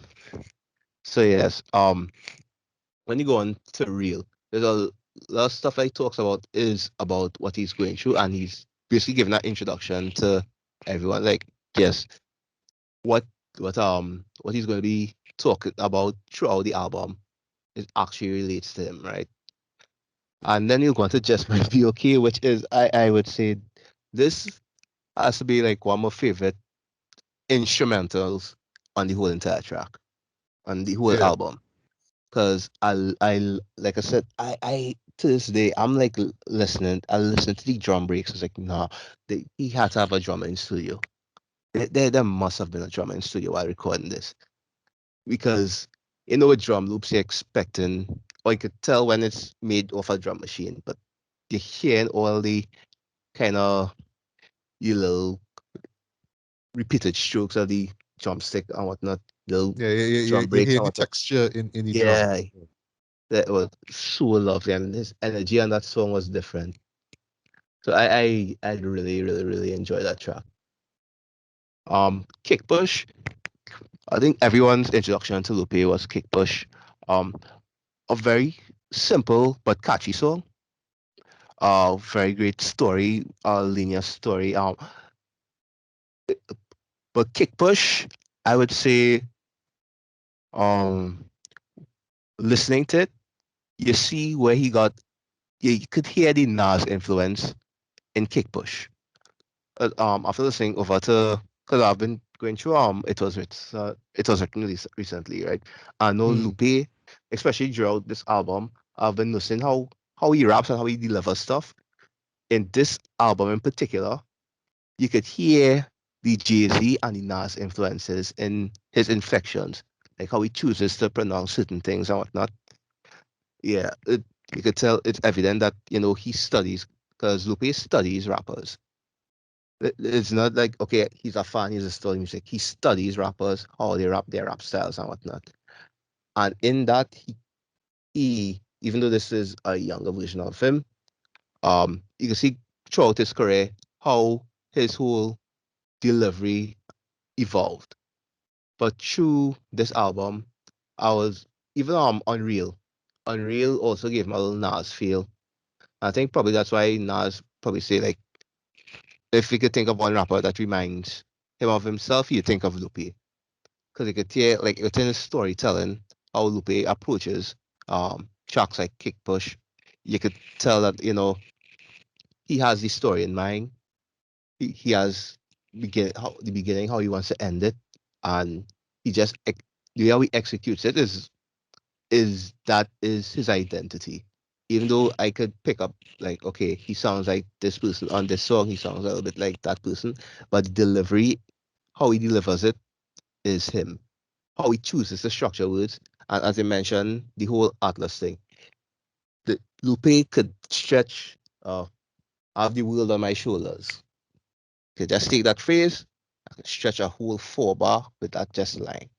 I could find a way to stretch world on my shoulders. Who has the world on his shoulders? Atlas. Atlas Shrugged. Yeah, I could see how far I could go with this. And that, like how he structures his rhymes is kind of what inspired me to want to write rap songs. That alone. And that's like, I Right, think, right. like, just might be okay how he rapped on that, because the flow changes he had on that song. When you Yes. hear the, especially when it's going down into that last piece where he just start to go on a straight run, it's like, okay, okay, okay. We'll be like, slow down a bit now, because, like, it came so unexpectedly, right? Because usually, when people doing tracks like that, they actually, like, coming on the end of the track, they rather slow it down so you could hear more power in the voice. Not, no, he like, no, I'll save that to whoever's singing on the track. I'm just gonna rap. I'm just gonna rap for, like, the rest of the song. Yeah, like, yeah, that's my little short take, because I want to save my energy going down into, let's just say, more into the middle of the tracks, because as we go on into the next tree, I have a lot more to say about those tracks. So I'll let you take over from here. All right. Well, thanks very much, man. So next off we have I Gotcha, right? I don't know how it is I stumble on this too because I know this was a single, but again I haven't heard these songs on radio, right? So maybe I just stumbled on it online, right? But speaking of Pharrell, as I mentioned earlier, this is a Neptune's produced track, right? And while it's not one of my favorite Neptune's beat though, I love how light-hearted and quirky it is, especially with the pianos that do do do do do do do do. It's something about it, especially that accordion that pops up though. Yeah. But yeah, Lupe is just flexing on this though. He just having fun. And have bars this though. I like wait. This is what he was talking about. Like there's a moment in the second verse where he says, "My ivories are my doves, my levers are my zest. This takes half of your bubble bath to match the freshness, the belly of the beast. You know I'm from it. I wrap it in a towel, hit Goma pile in the stomach. Like I am a Full Metal Yeah. Jacket fan. I didn't even pick up on that, you know. I'm like Uh, Lupe, I'm a Stanley Kubrick fan too. He's like, dude, what you doing? Shame on me. But yeah, dope song overall though, and it's a great choice for our album single. Just a whole light and bouncy it is, though, and like it's just again just loopy, just flexing. I love it, right? Next off we have the instrumental featuring Juna Matranga. If I got the name wrong, forgive me. And this one for me was where you really see like the crossover appeal he had because yeah. we get this sort of new metal sort of rap rock beat from Mike Shinoda, very Mhm. familiar with like what you would hear with that Fort Minor album that came out around the time, right?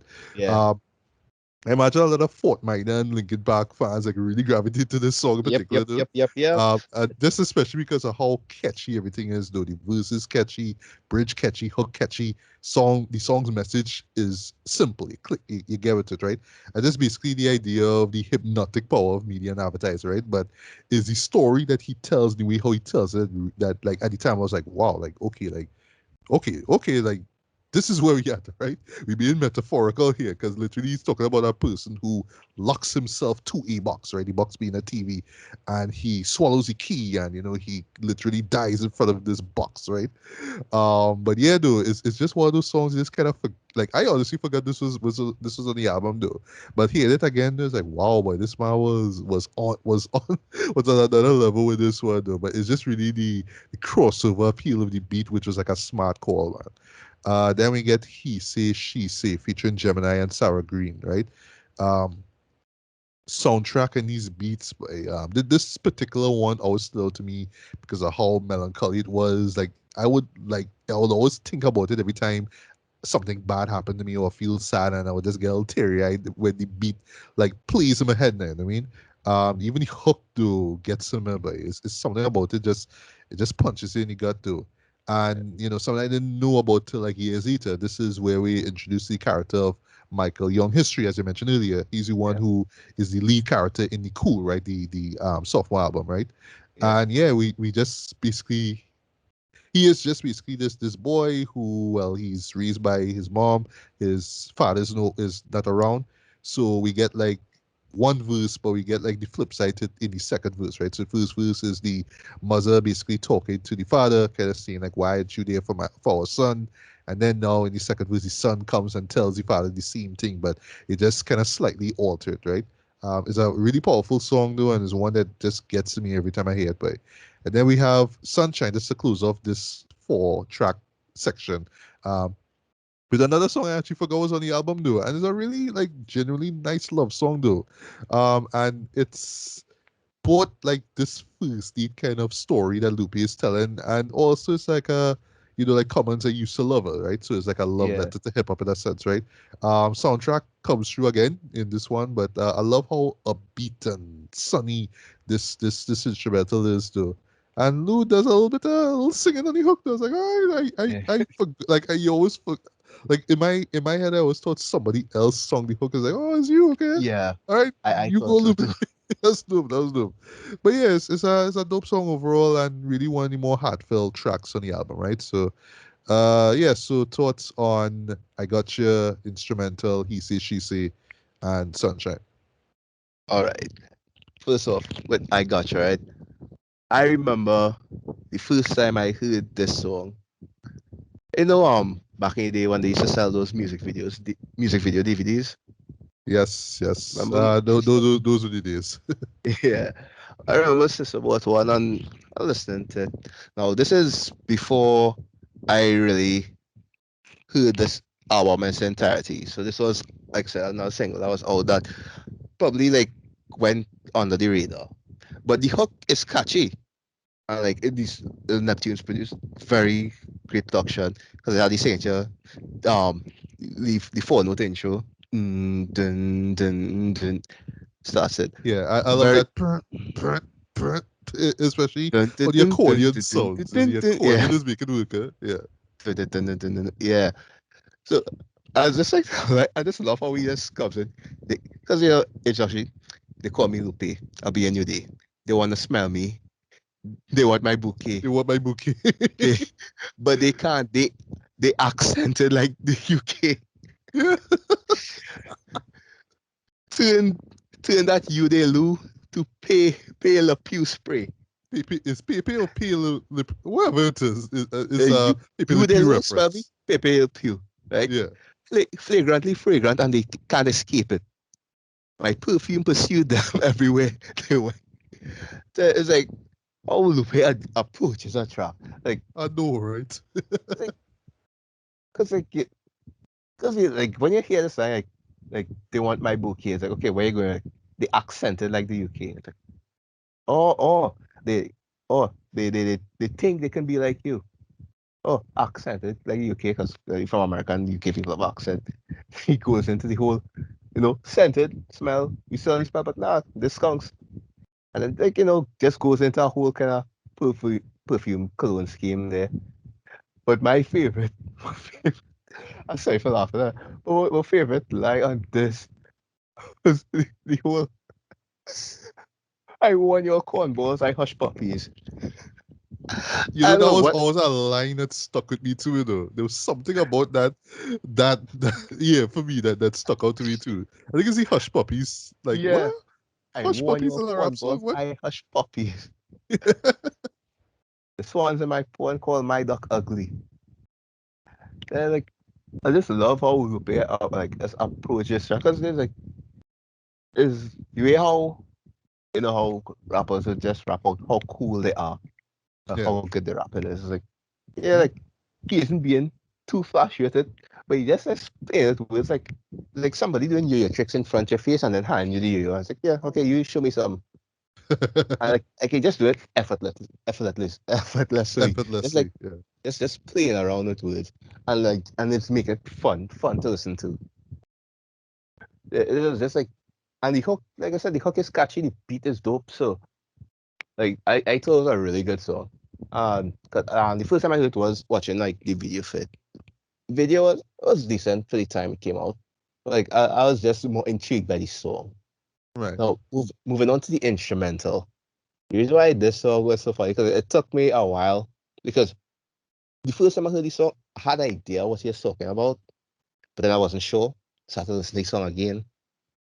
I had to try to realize which box he was talking about. And going straight, I just reminded of when Roddy Rich dropped the box. And yeah, the box is such a popular song, but nobody has any idea what the box he's talking about. And it just reminded me of this song. Like, yeah, and Lupe rapping about the box and oh, he's talking about media.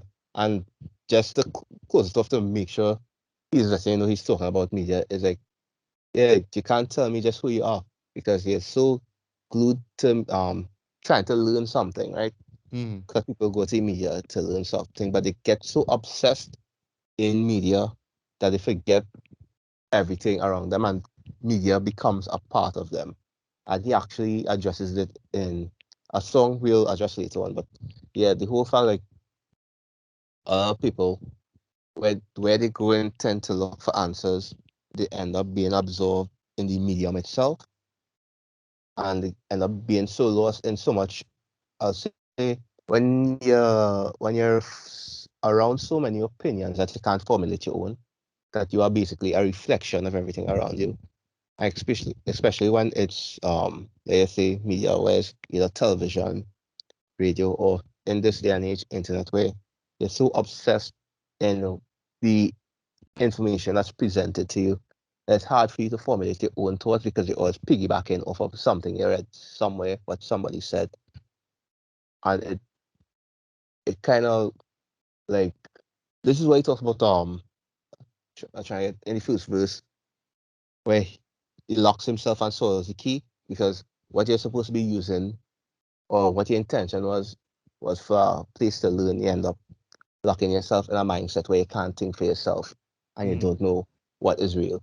So when you reach a part and you can't you buy new clothes just to hide these scars because media telling you what to go out and get, what's in style and whatnot. That Yeah. you're so afraid to be yourself because now when you're trying to be yourself within what you were presented to as the norm, you trying to be yourself is just a reflection of everything that you learned from the box. And in that you put yourself in a box. Exactly. Yeah. Yeah. All right. He say, she say. Now this I am actually really glad I went back through this song. It's a very simple song, very reflective of the single mother narrative that you mentioned because you did a good explanation where you talk about the different points of view where he's saying the same thing just slightly altered. And I just remember like, hmm, I wonder who incorporates this style a lot and got famous off of it. Think it rhymes with Buena Lucas. If that's his name, Buena Lucas. Yeah, that's a rapper has made his career off of these um same it does do the same thing that he did in the previous verse, but he altered it from a different perspective. I Mm. was like, wait, no, and I was like, wait, no, Lupe did this already. Doesn't get the credit for it, but yeah, Yeah. he, he's done it. And yeah, this is what most people note as the introduction to the Michael Young history story, which um I say is more like a prelude because the introduction would be in another track we'll discuss later. Sunshine. Wow. Let me tell you why I love this song.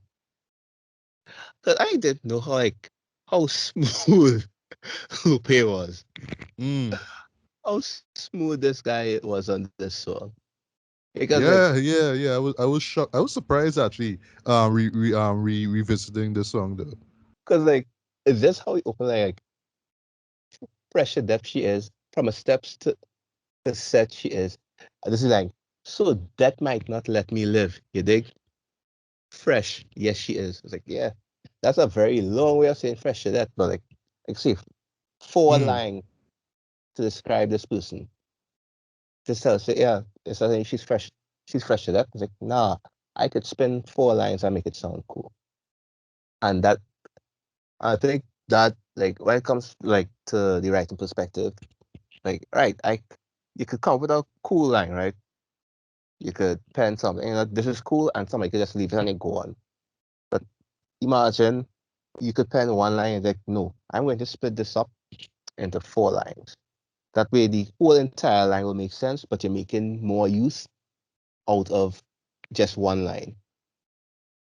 And it's like you're watering down the line. You're just like, you're transforming the line.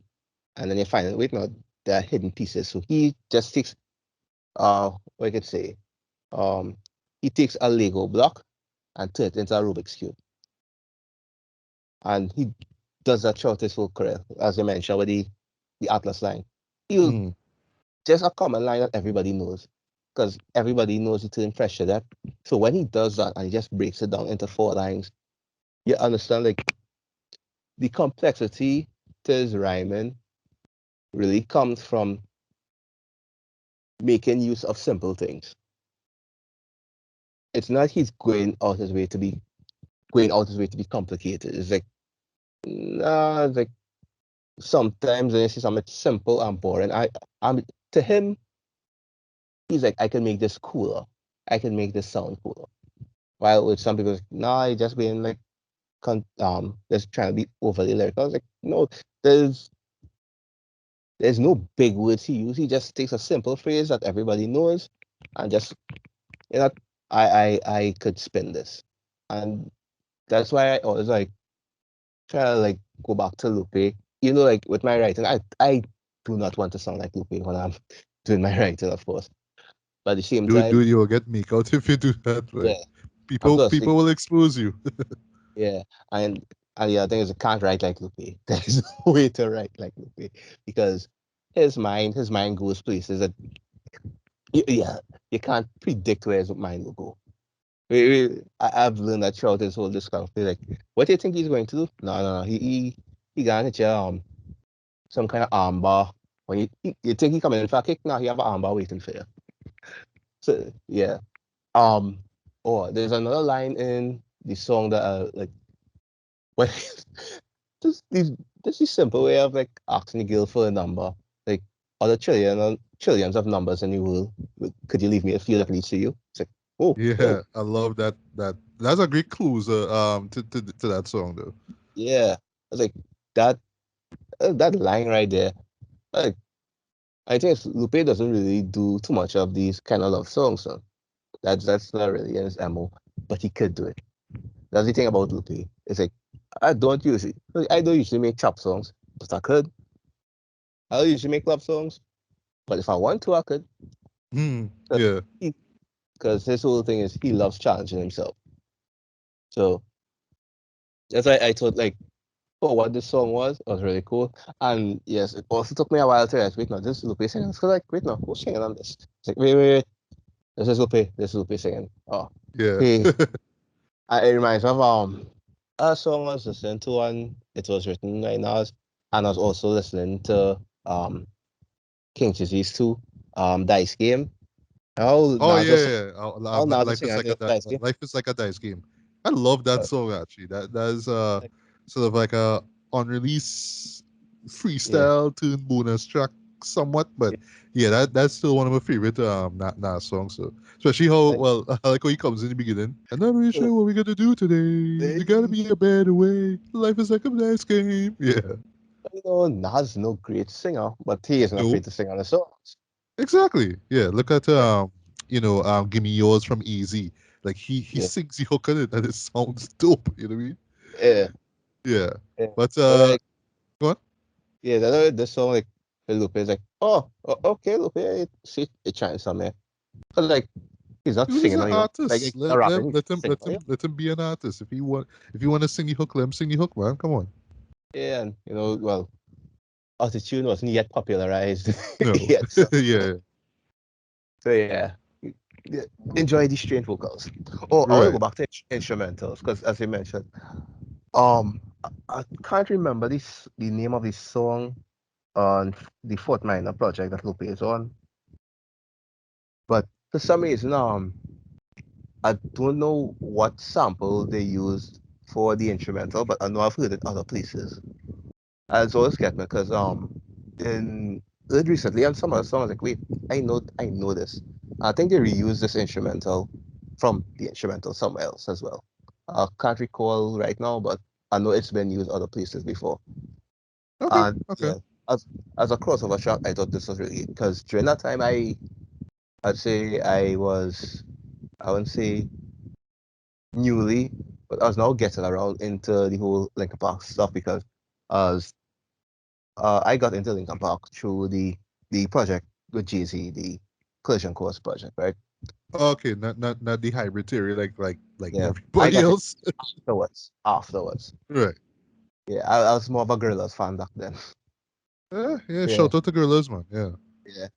So like listening to instrumental and just listening to how Lupe did rap on that and to that kind of beat, it kind of preludes to any feature project as we mentioned earlier, like friend of the people. Those kind of unorthodox things you wouldn't think anybody would really a rapper really attempt. But Lupe has showed he's a fan outside of just rap. He likes jazz. He's a big jazz fan, and he likes metal, like likes new metal and whatnot. So it was an Yeah. interesting take, especially upon his debut album as a rap album. So it was I would say, an interesting choice, but I thought it was a very good call, and it kind of showed a different side of him. Right. Yeah, Right. All right. So next four tracks we have Daydreaming, featuring McGill, Jill Scott, right? This was well again another song I didn't hear on radio, but the video was all over. Well, Yeah. actually not as much as I remember though, but it was on BT, right? And this to me is where Lupe was really in a class of his own though. And then, like first class, especially like for me, like when I saw the music video for the first time and thinking, like it's easy for people to assume, oh, it's some kind of artsy sort of hipsterish kind of commentary on rap music, right? So, oh, here's me with my robot. But is when you sit down and listen to that first, which you realize, no, the robot actually represents Chicago dread, because there's moments where he's talking about, you know what I mean, the at the knees or at the legs or whatever it is, and he's talking about like crooked cops and pimps and prostitutes and stuff like that now. So he's describing, he visualizes the city of Chicago as a robot, and he's riding this robot around, right? Brilliant, right? The hook is great as well. I love how dramatic it is, especially when it builds with those violins and stuff like that. I particularly dug Jill Scott's performance in this though. Like in the first two instances of her singing the hook, she sings it all dreamy, somewhat kind of seductive in a way. But then when Lupe drops that second verse though, that's when she gets fiery, and that's Yeah. when she belts out the hook. There's like, oh, okay, now I'm feeling it, right? And basically what it is just like, yeah, it's a daydream. It's like him kind of imagining, or I should say the illusion of dreamsness. So like, he thinks of Chicago as this robot, right? But and then the second verse now, he's talking about the illusions of, well, rap music and videos and stuff like that now. But I love how he says, but not too loud because the baby's sleeping. I wonder if he knows what the world is keeping. Up both sleeves while he lays there dreaming. Me and my robot tiptoe around creeping, right? So yeah, it just kind of makes sense to me why someone would escape into, the fantasy of, riding around in this robot. Now, it's just so unique and clever, but so incredibly powerful. Though Angel Scott is just the icing on the cake for this. She makes the song work. No wonder the song, won a Grammy, right? It's just Yeah. such a great song. Though. Just that beat, love that beat, right? Now we have The Cool, which, in my opinion, is one of the best non-single songs on the album. I love this song. Just for three reasons. One, Lupe's performance, of course, the concept, and Kanye's beat, though. Like, I love the beat for this, though. It has like a kind of 80s horror movie vibe, though, with those synths that something about it, though. And it just sticks with you, man. And the concept for this, though, was crazy. I just love it, where it's just basically, well, later on, well, like with the more listeners I give it, I realize, oh, it's actually Michael History again. Well, he's dead now, right? Well, an older version of him, right? And he wakes up from the dead. So yeah, he is a zombie who rises from the dead, right?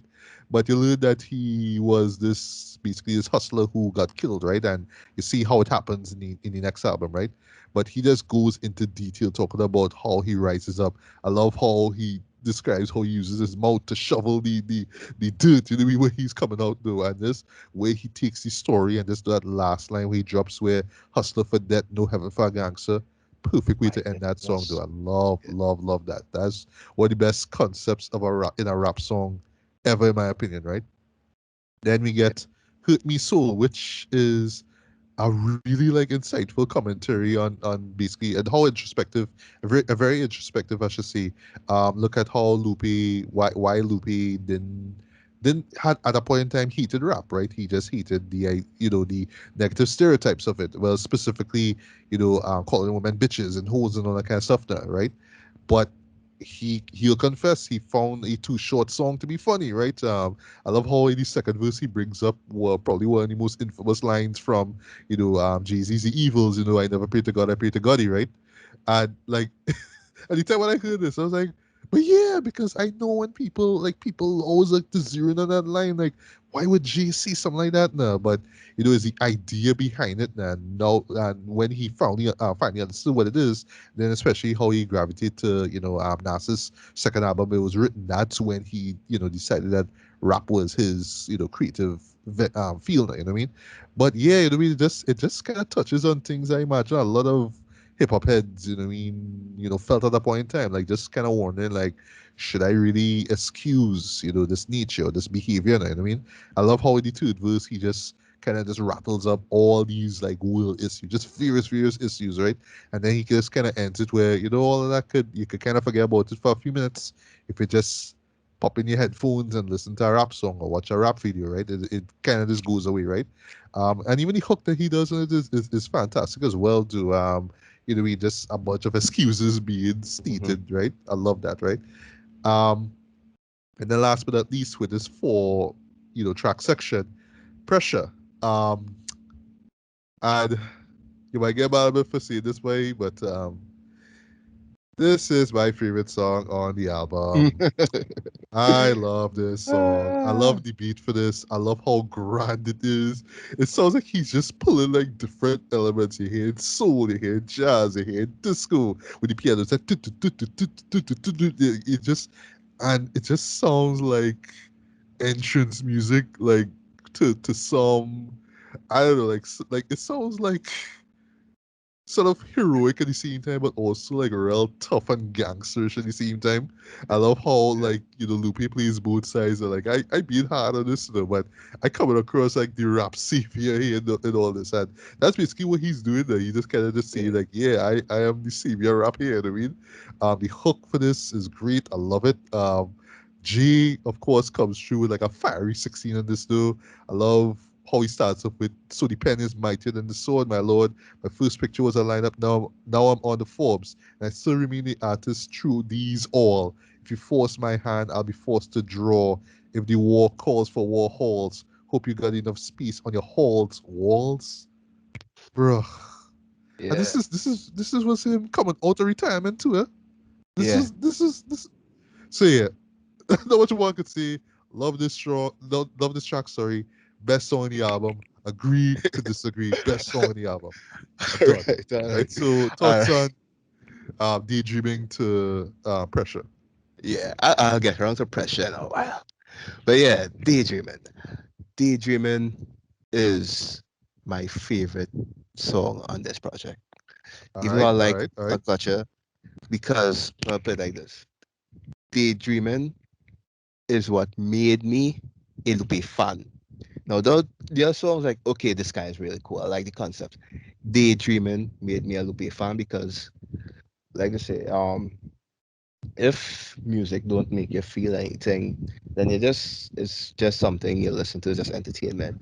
But Yeah, I it's a pastime. It's a pastime. Yeah, but when I heard Daydreamin' for the first time, I felt this song, especially like how he wrote it, because I I really related to this song, like how I grew up, what people found interesting, and what how I viewed things coming up during that time. I really this I performed this song at karaoke. I'll go to a karaoke Okay. and perform Okay. Daydreamin'. I love this song, and the whole robot whole robot metaphor. Oh gosh, and the scheme, like, oh, the there's who's and who's like right around tools and the crackhead to beg about the law, like crooked police that station on knees and you do drive bys like up and down the ties. Yeah. No, Yeah. that, oh gosh, I mean, like, who would ever talk? Who would ever think about that though? You know what I mean? Like, come on. yeah.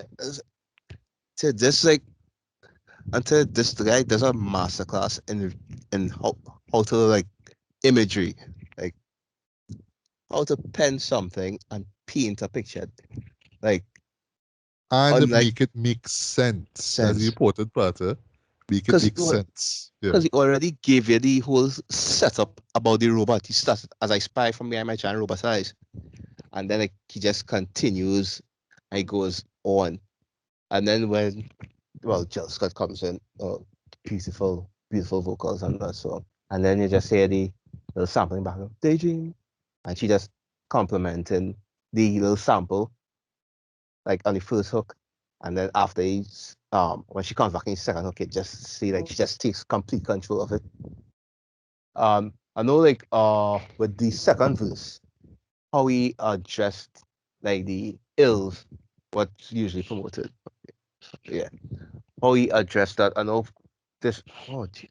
I know people usually the kind of stigma that Lupe has that people find he's too preachy. As like it's not that. Like I said, like he talks about what he sees, right? And like see, these are all these stereotypes associated with rap, and he's doing this in a rap song. So people would usually like when they hear it, they take that in a negative way. It's like, no, he just trying to say like there's more to it than that because he also comes back and say like, you know, he like to thank the streets that drove me crazy. Yeah, the same things that was out there that, he probably didn't have a well, he didn't have a liking to, but those are the stuff that inspired him to like put himself in the position that he is in today. Because he could have been with his friends in the streets, running the streets, doing the same kind of stuff they're doing. Because if it's one thing, um, when if we talk about music, Lupe could rap about a drug deal. Lupe could rap about crime and stuff. But like his approach here, or just and it's just a feel good song. I must admit this is such a feel good song. Um, okay. Next one The was cool, the the cool. cool, the Yeah. cool. Sorry, turn at his finest. Because who would never expect this man to be giving your whole life of a drug dealer as a zombie. Coming back when you mentioned uh, the whole is it something in reverse? Uh, Archaeologist in reverse. Yeah, a reverse He's archaeologist. archaeologist digging Yeah, but the himself out sun and is the sun is the treasure. I gold. love that. I Yeah, love that. the imagery he placed there, and the whole the Michael Young Street story. Cause and like I said, this beat was so chilling, right? And the other most chilling part is how cool the hook was, how Yeah. soft and icy the hook was. Hmm. Uh, See life be passing you, Passing you chasing by. the Yeah. just chasing the cool, just smooth and whatnot. But like Hmm. the story is a very grim story of a guy like basically threw life away to come. It took that for him to understand that he wasted his life, but did he understand? Because when he came back to life, he tried doing the same thing he was doing before until Yeah. he ran into some guys who were doing the same thing he was doing before he died. And That's right. I said, hey, what? Fresh to death, no what? Hustler to death, no heaven for a gangster. Yeah. That uh said, I think Lupe has, I'm sure if he's mastered, but he's very good at closing off songs with chilling I lines. know, right? Because Yeah, I think yeah. of I was telling you on the cool put you on game. He has said one of the coolest lines I've ever heard in a rap song. But Well, he said even like, that song in particular is way darker than the cooler. Put you on yeah, game. Yeah. yeah. When he said, I hope those bullet holes become mouths that say my name. I've never heard a gangster rapper say anything that made me feel so scared. Yeah. Yeah. Uh, Hurt Me Soul. There's something interesting about Hurt Me Soul that I want to talk about. Before I talk about, no, I'll talk about the song itself and then because your explanation like just says all. Because I also felt the song because it felt the same way I was feeling when I used to listen to hip hop. Because I used to step up, but hip hop never really influenced my mannerisms. It never influenced how I spoke to people. Because back then, Um, I used to I used to have a way of speaking. Back then, I didn't use to curse at all, and so well, even today, I avoid using which refer to women. In Hmm. my regular conversation, I don't do it. So I understand why he felt this, and then it's that too short. But when I listen to my rap music, I was like, I'll sing along to the words because to me, I just singing have no because I have no intent when I'm singing along to a song that if I am addressing somebody to like use those you know those terms and whatnot. But the whole song he's talking about the different ills of society, and he's talking about all these things that you realize are around. So like, it's what Ti was talking about. But the music is influenced by the environment. And Lupe growing up in Southside Chicago, and also you know, he's well in Daydreamin where you saw about television raised him. So he was seeing all these stuff, right? And you realize that, and this is one thing I just make a comment about hip hop, right? Hip hop is so flexible that it is one genre that you could talk about anything on once you know how to structure your words. Which is why I think why it'd be kind of disappointing when you hear people just rapping about the same thing over and over. And it, like you could just copy and paste any rapper and say, you know, well, what you rapping about? You just say, okay, this song is about so and so. Who's rapping about this? I could probably name everybody right now. But with this, Lupe kind of he he addressed he addressed things that people won't really address in the genre itself. And at the same time, it's not like preaching down to a genre, but understanding it. This is Mm. why, and this is what I want to get to before I say, I'm gonna just talk about the song first. Hurt Me Soul is a song that, let's just say, if you're trying to get a person who doesn't like rap music, this is a song you usually give them to listen to. Like, if, because most of the times when you hear people like, hey, do you listen to rap? It's like, no, they don't like the messages rap sends and whatnot. Yeah, I can relate. Yeah. And then you Yeah. listen to Hurt Me Soul because he say, yeah, he starts up. I used to hate hip hop, which to somebody who doesn't listen to hip hop for that whole entire reason, that's the first line that will catch them. That's the first line that will grasp their attention. And then he gives his explanation of his whole history with hip hop itself. And I really related to that because I was a listener, casual listener, until I got around to Lupe Fiasco. That is when I actually started studying lyricism, like how you to structure bars and whatnot, and how to approach music and the intention behind what you say. Because I can tell you, it's the reason why I used to write bars on Twitter because it's when your mind starts running, it's easy to write stuff that rhymes. But when you have intent, there's something about when you're very intentional with your music, it sounds a lot different. Right. All right. Now I want to move on to pressure because I really want to get onto this. I'm gonna tell you, you wanna know what's my problem with pressure is? It is an amazing song, very amazing song. What But I I waited for a but. I'll get around to see, but was you ever like the whole there's a scheme that Lupe used in the whole pan scheme.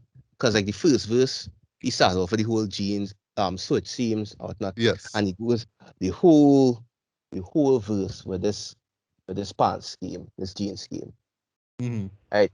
And then he comes back, okay, skipping the chorus because my problem lies with the chorus.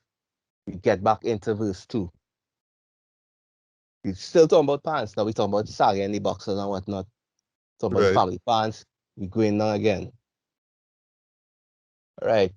Then we have Jay-Z's Immaculate Verse.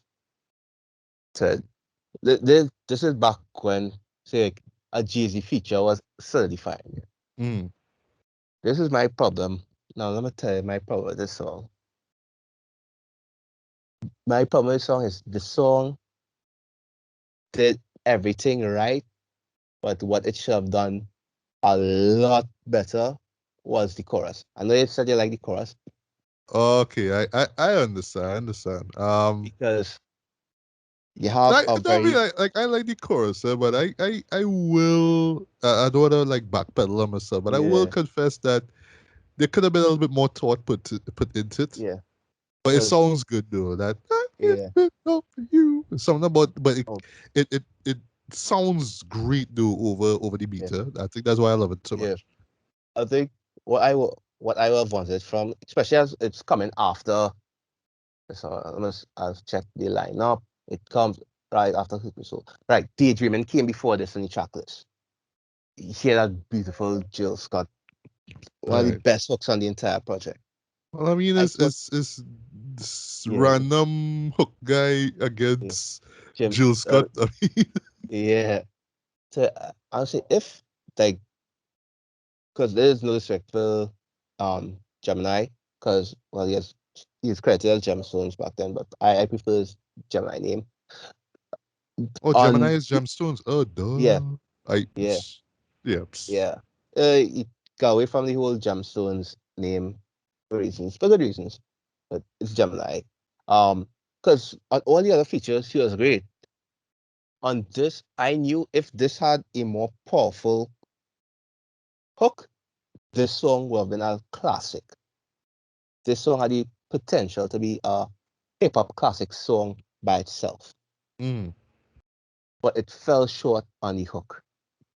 This is just I understand. this was the only song on between this and the outro where I personally thought the hook could have been more a little stronger because the song is great. The lyrics, the bars, everything is great.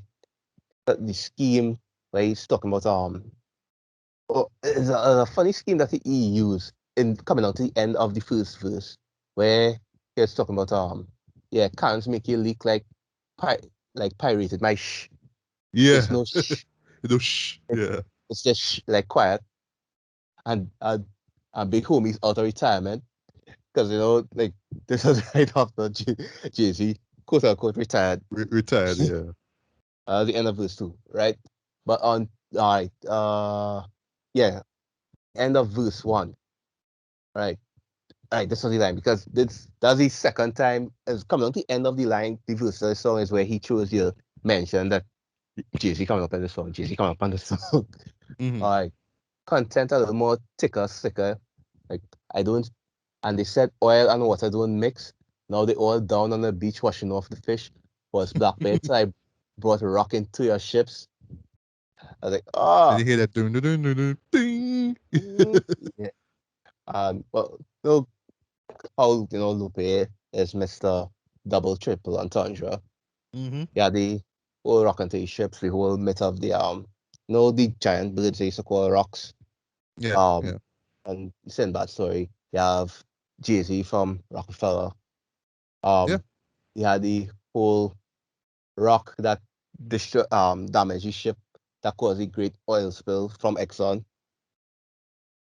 Like Yeah. I like mean, why you mentioned this is why we love Lou. You know, Trent. This is yeah, why.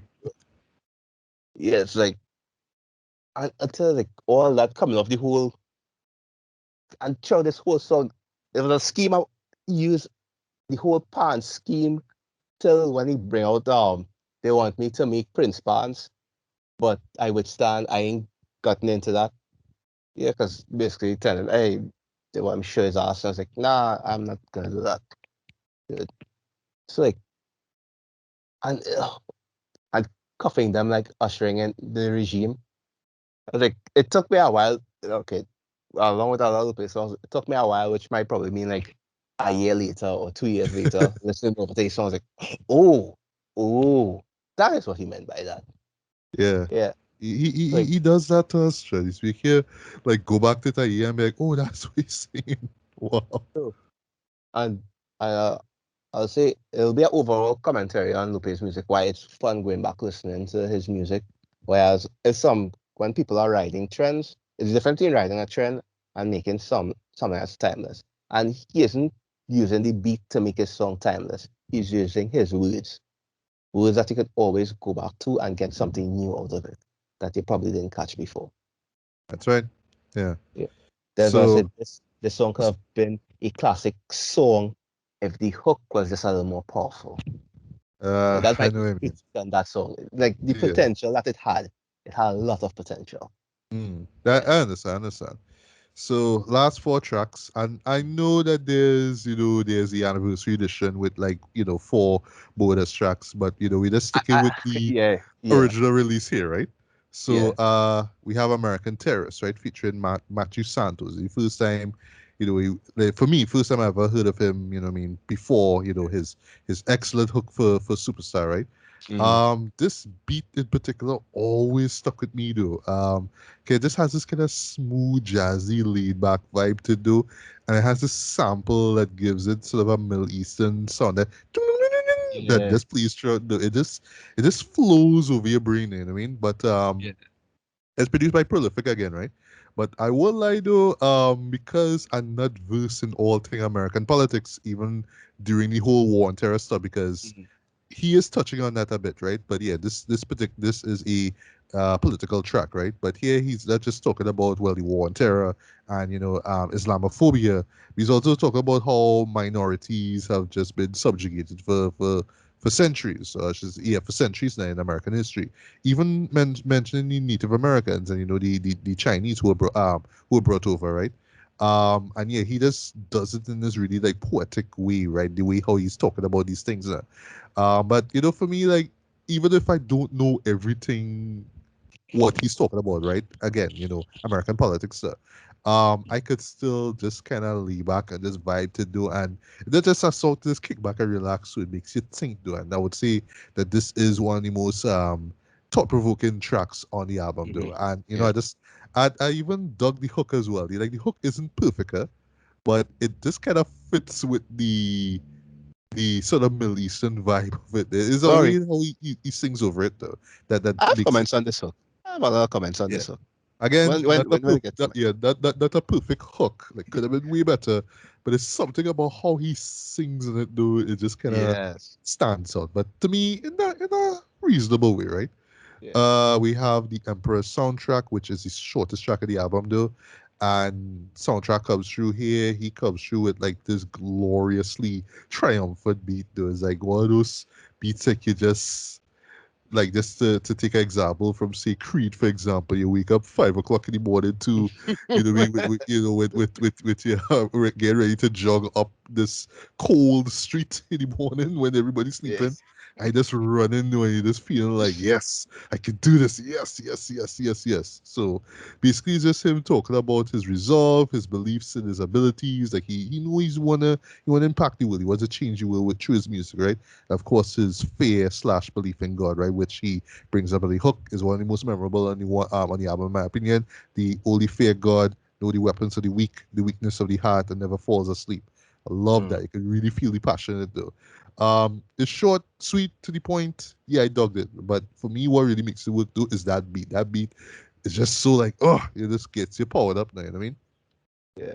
Then we have Kick Push 2, which I imagine a lot of people didn't see coming. Well, I guess if you didn't read the track listing fit going into this, but yeah, I didn't see this one coming at all, right? And this is a rather interesting sequel, I must say though. We get this mellow beat that's produced by Brandon Howard. And basically it's just like in a true documentary fashion now. There's a follow-up on the characters in the first Kick Push, right? So we learn a lot more about the main character and his girlfriend. You learn for one thing, she's white.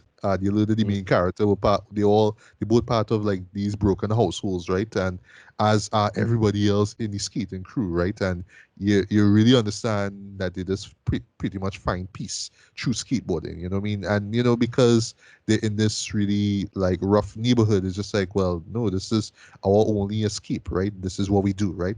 So it's a very bittersweet sequel, right? Because it does have a kind of joy, like, I mean, yes, we made it out. We made it out in a sense.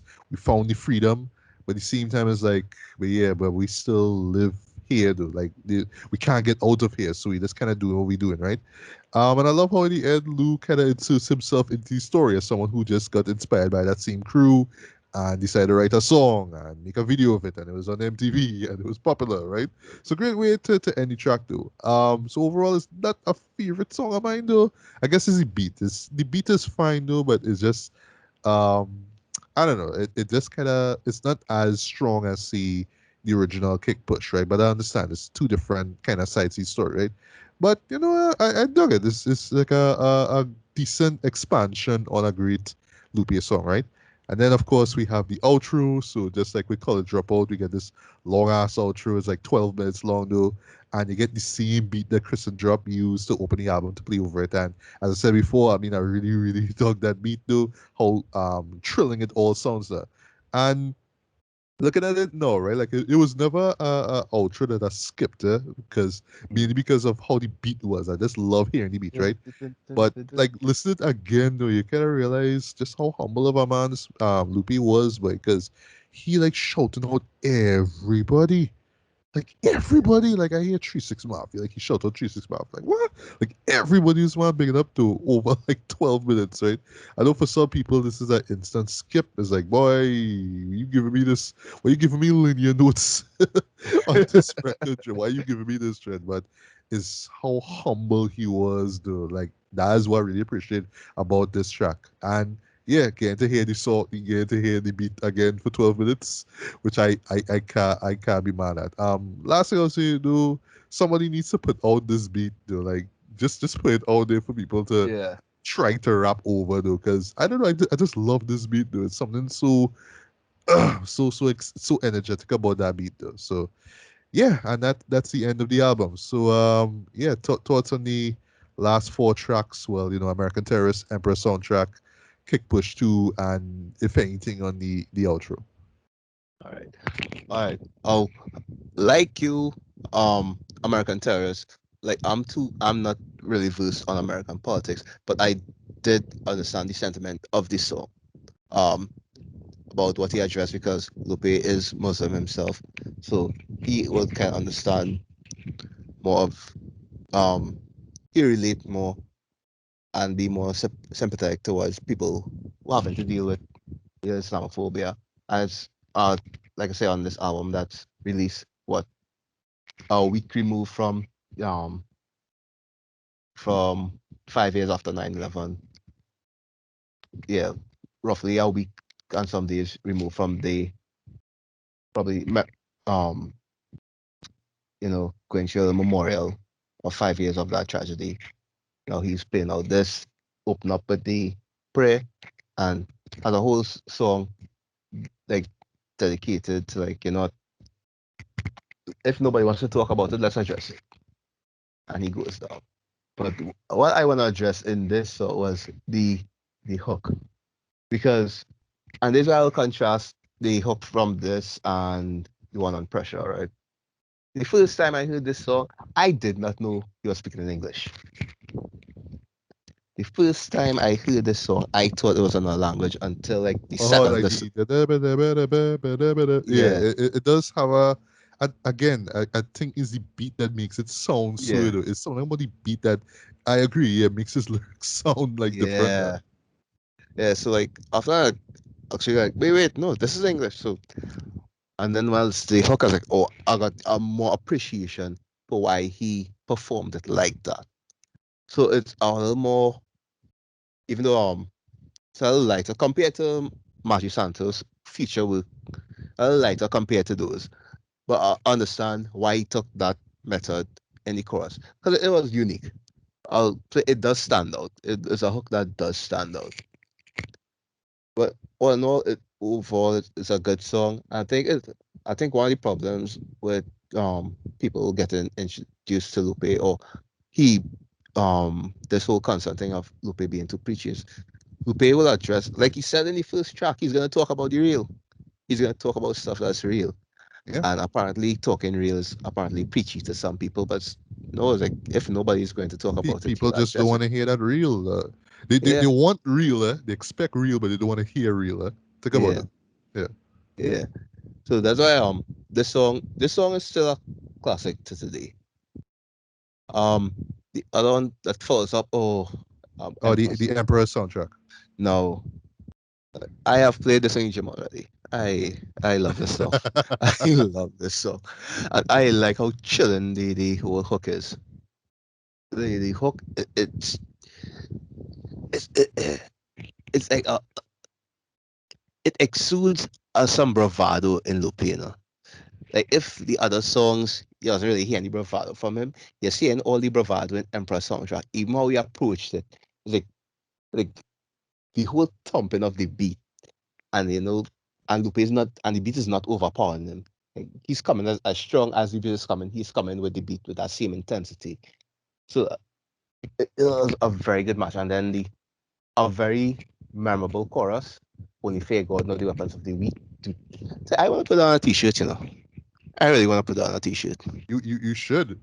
Yeah, Just make sure to see where you got from, right? yeah, because that I think it's, even as a short song. To, There's one, two. This is a very short. Verse one and two could be one, could be our one verse on its own, but the Yeah, song is more of an anthem. It's more of an anthem that's than right. a Yeah. song. Hmm. So that's why I love sharing the song. Like if I need motivation to train, like yeah, I'll do some push-ups, throw on some Emperor soundtrack. You'll Right. bring out that whole regal feeling. Yeah, for real, for real. Yeah. Kick, Kick kick, push, kick, push too. push two. Kick push two. All right. If kick push was the food, then kick push two was the liquor. The good that's the comedy bad. And remember kick push being his most popular track to this day. Um, when kick push came out, everybody so as a light-hearted thing, but Lupe already told us the good has comedy bad, and this is where kick push two comes in. He's singing the most famous song that people know him for. So when they come into the album, knowing kick push is going to be on the album, he kick push two, will be oh, there's a kick push two. Let's go into that. And now you hear the darker side to this once cherry or let's say fun song. Now you hear this whole dark background. And to me, this is well, Lupe only to verse he explained, this is he used the story and he's grateful for everything that the story brought him. But I also, outside of the music, I view this as the kind of person that Lupe is. That people have a perception of him the same way they have a perception of Kick Bush. It's a very backpackerish song, little nutty song, rhyme about skateboards and whatnot. And Kick Bush too is this is what these boarders, like these skateboarders, yeah, the skateboarding was the escapism, and Felipe, his music, get into music and whatnot. That was his escapism from what was actually around him. The whole gang life and whatnot, the streets and whatnot. Even though he Yeah. speaks about it here, but just remember, compared to other projects, Food and Liquor, even though it has the dark themes, the tone is very light in comparison. Yeah, Whereas, yeah, so with Kick Push 2, if you do the compare and contrast with Kick Push, yeah, there's a lot of dark stuff that goes on that people would overlook. I think that's why he intentionally puts Kick Push 2 just before the outro yeah, yeah. because Makes sense. it's a very when you hear like the whole background of the both characters mentioned in the verses, it's like wow. Because we see people every day doing stuff and we have no idea. Everybody has their own life, they have their own story. And we don't know how bad it is for some people. Whereas with these skateboarders, people just trying to board, just looking for a place to go. And they'll be just tell, no, and this is why. This is why this person they were mom they were drug abuse and domestic violence and whatnot. Um, you know, kid in his you know, living area is not living in the best of conditions and whatnot. So it's a tragic tale to back up a very what would have been a very heartfelt a cherry song. So it puts a little more meaning to kick push, but at the same time it adds a bit of bitterness. Like if you're just holding kick push as a fun song to know the bitterness that comes to it. But again, that's life. That's the real, the good and the bad. It comes That's right. together. You can't have Yeah, one without the other, and you can't appreciate the good if you don't ever experience bad. yeah. That's So, right. it's a good. I would say it'll be a dividing track because it'll have people who will appreciate kick push more, and it'll have people who will just go away with the the bitterness. That's why I think it might have been a more skippable track for other people because of how dark it was in comparison to the song of as being a sequel to the song that everybody loved now. Mm. Yeah. And then well the outro. I, I don't think I have any words in the outro because like you said, he just rattles off everybody. I think that that's well these first set of people I mentioned was people off of the FNF crew, first and 15 who have been was Matthew, I think Matthew Santos, Sarah Green, Gemini, Chili. They were, first members of FNF, which was his venture with him and Chili. Mm. And well, you know the story that goes afterwards. So luckily, we still here. He still is in contact. Because Chili is still his manager to this day while in jail. I'm not sure how that Wow. works, but I'm not sure how that works. But Chili is still his manager. Um, we still hear Matthew Santos on a lot of his tracks. Um, one person, not yeah, I think he still works with Sarah Green. One person that what I think she wouldn't have been on. I don't think she was on any of the projects for this Nikki Jean. I think Nikki Jean would have been from the Cool and moving forward after Yeah, them. pretty cool onward. Yeah. Yeah. Uh, even though Toronto, I miss hearing Gemini and Lupe together. I want like Gemini and Lupe. I really enjoy when both of them on a track together. Mm. Yeah, so I don't know what's their relation right now, but hopefully in the future I could hear them on a track. One, even if it's just one, if he just doing like just a little cook like he did on Dumb It Down, I would love to hear Gemini on a track with Lupe again. Yeah, and yeah, Right. I've not much again to say about the outro, but Right. I all mean, in it's an all, outro, right? So, yeah, yeah. Oh well, the other tracks, well, I just take them as standalone tracks because they to me they don't really add much to the theme of the album. Because I would say this album has a theme of Lupe reflecting, basically doing what rappers do, reflect their life through the music. And he did that for the majority. Like I said, going back after listening to Lupe and then coming back. All right, it's intentional why he starts off with Real to give you an introduction to, like, the Real is an introduction to what he's going to be talking about. yeah. Just might, What to expect? Yeah. yeah, just might be okay is an introduction to himself. Saying, okay, this is me, and then Kick Push, the song, well, the two singles, Kick Push and Gotcha, I Gotcha, the songs that you all already know, because those are songs that's out before the album. It's like going back and watching how the album is structured, got a little more appreciation of it. Then all the messages start coming in afterwards. Like when we get to the instrumental, coming straight down to, I'd say, well, straight down to the last track. There's where you get all the messages. So it's that media, family life, well, Sunshine is just a heartfelt song. Daydreamin are very light-hearted, but you know the darkness in the themes. And just to say, I love the songs sonically. They sound great, and when you go into the lyrics and you actually dissect what he's speaking about, you realize there's a lot of realness and a lot of dark things to it. So Yeah. Yeah. the good will have been probably the sonics and how fun the lyrics sound and how he says it. But the realness is the messages that he is actually trying to give because a lot of these fun songs are cool to listen to, that sounds great, have a lot of dark messages that may be hard for some to, swallow. Because I know a lot of people may have felt a type of way about American Terrorists.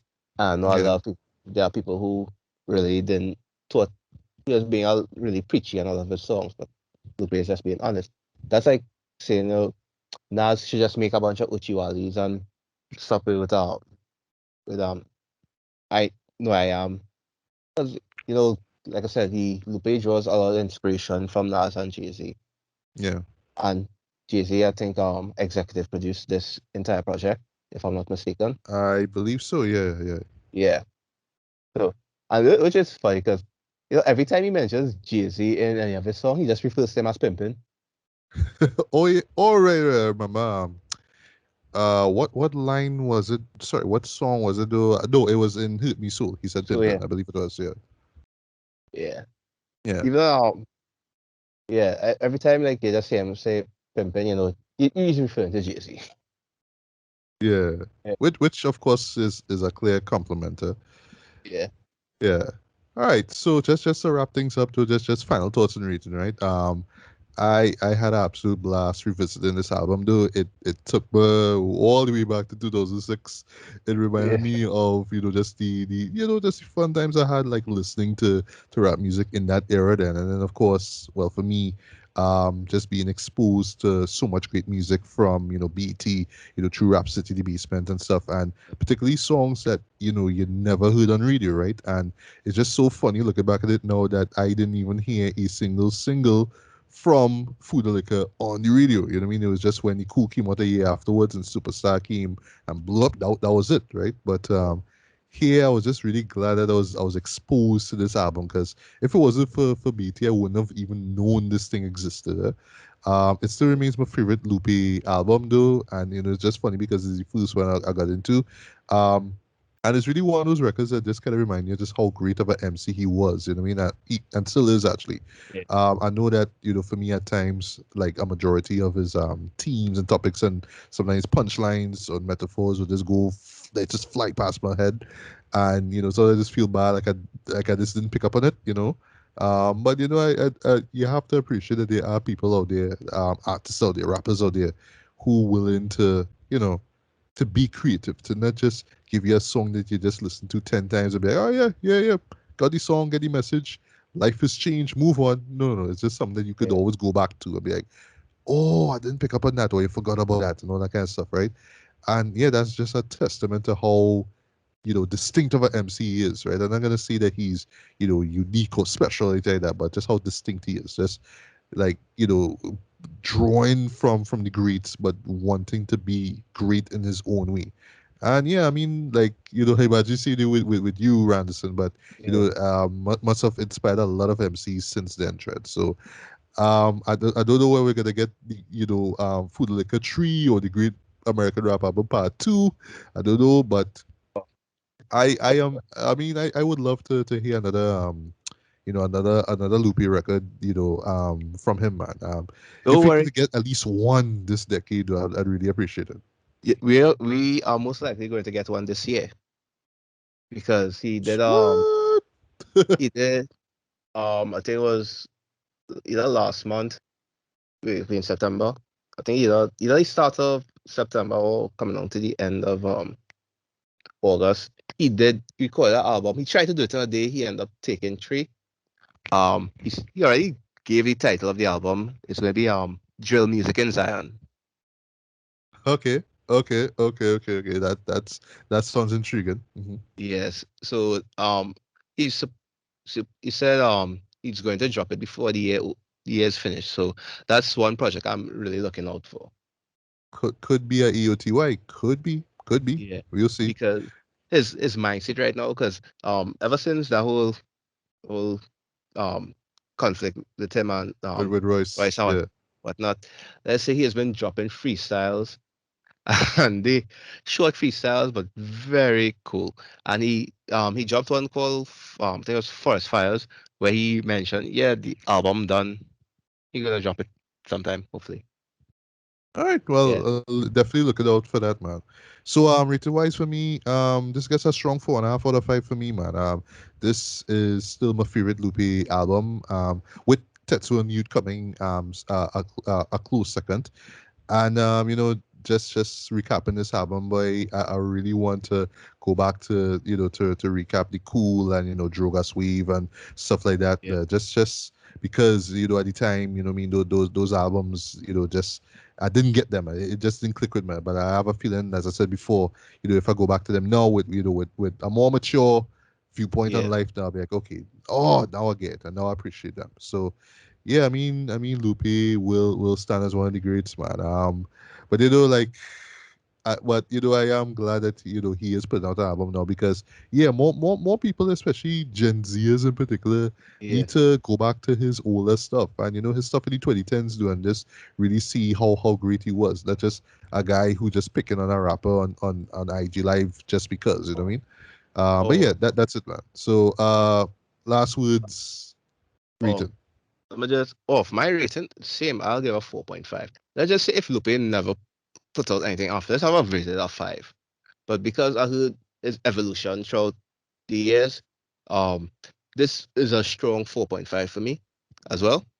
But the thing, what I'm enjoying right now in this current climate, there are a lot of people who didn't know about Lupe that, let's just say, found out about Lupe through that whole conflict with Royce and are Right, now going into his catalog and now discovering the type of rapper he is. So I just have a fun time going and watching these like young kids, young guy from the UK reacting to old Lupe songs and getting blown away because like people didn't expect. Wait, is the same? Like I said, people know Superstar, they know Kick Push, but they didn't know how he's get down on a mic. They didn't know the caliber of artist he was. So it's really inspiring watching people finding this appreciation because Lupe said himself like he what he said like for the past few months he watching his streams style go up and he finally reached 700 thousand subscribers on YouTube because people go into his YouTube to get his freestyles because when he makes right. us freestyle on Instagram as soon as he's done he puts it up on YouTube. So like ever since then people have been looking like eyes have been being thrown on Lupe once again. So it's really good to see that during this time that people are actually getting into his catalog and appreciating the work that he has put out and looking forward to him putting out more new music. And I'm also with them awaiting more works of art as well. Same here, same here. So, as we normally do before we go, this is just your opportunity to just let people know where we can find where people can find you online, right? So, I guess if they want to talk more about Lupe and this discography, where can we find you online? All right. You see, my Facebook name is Randerson Crashman Beckett.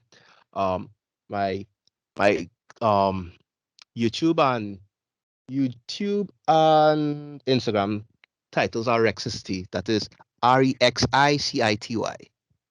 Uh, I won't, I'm not even gonna explain because there's meaning behind that name.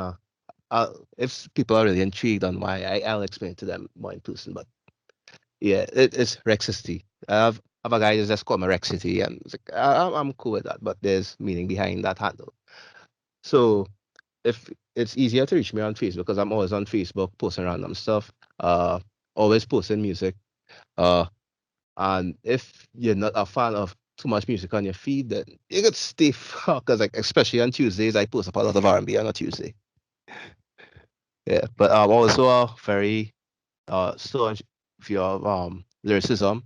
So if people like to I also like to take recommendations for music. So if people have interesting artists like they think I might enjoy because I've lately been getting into Cars projects, listening to artists like quite, revisiting some Griselda There's projects that still that car album that he put out this earlier this year that I haven't gotten into as yet. That's still on my to listen list. yeah, and I'm like finding like different artists these days that kind of intrigue me, like Zaza God.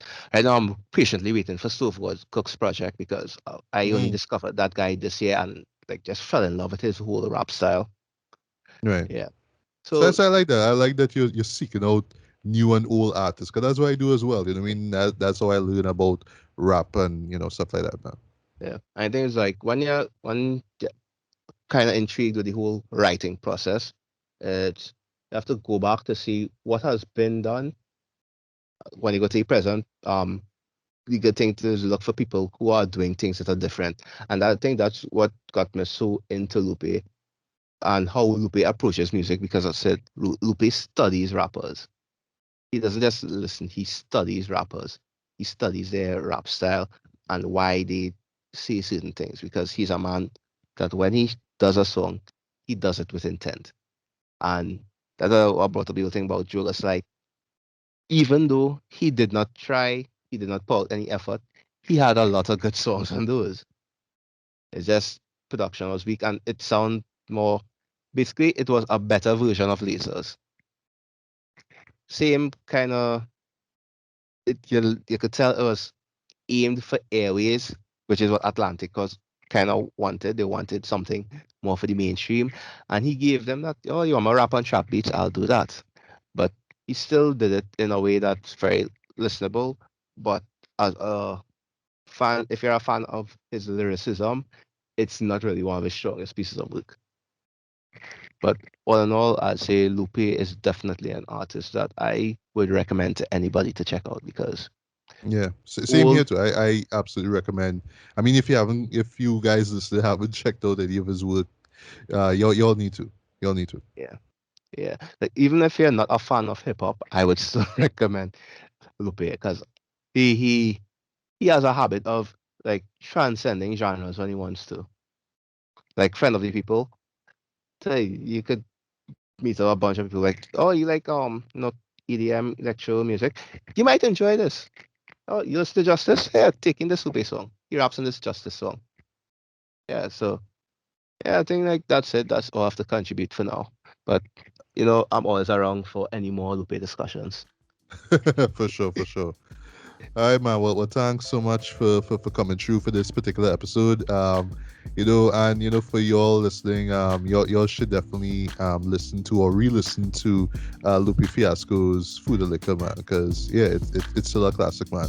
And hopefully in the next 10 years or even 15 when it turns 30 years old, we'll see how if it continues to leave an impact on the rap game. Yeah, And yeah, that's pretty much about it. So once again, guys, good morning, good afternoon, good evening, good night, whenever this is. This was Matthew Bailey and Randerson Beckett. Thanks again for coming through. been a pleasure. And we're signing off from another episode of BBB Radio. So to the next one, take care, stay safe in and out. Peace. Peace.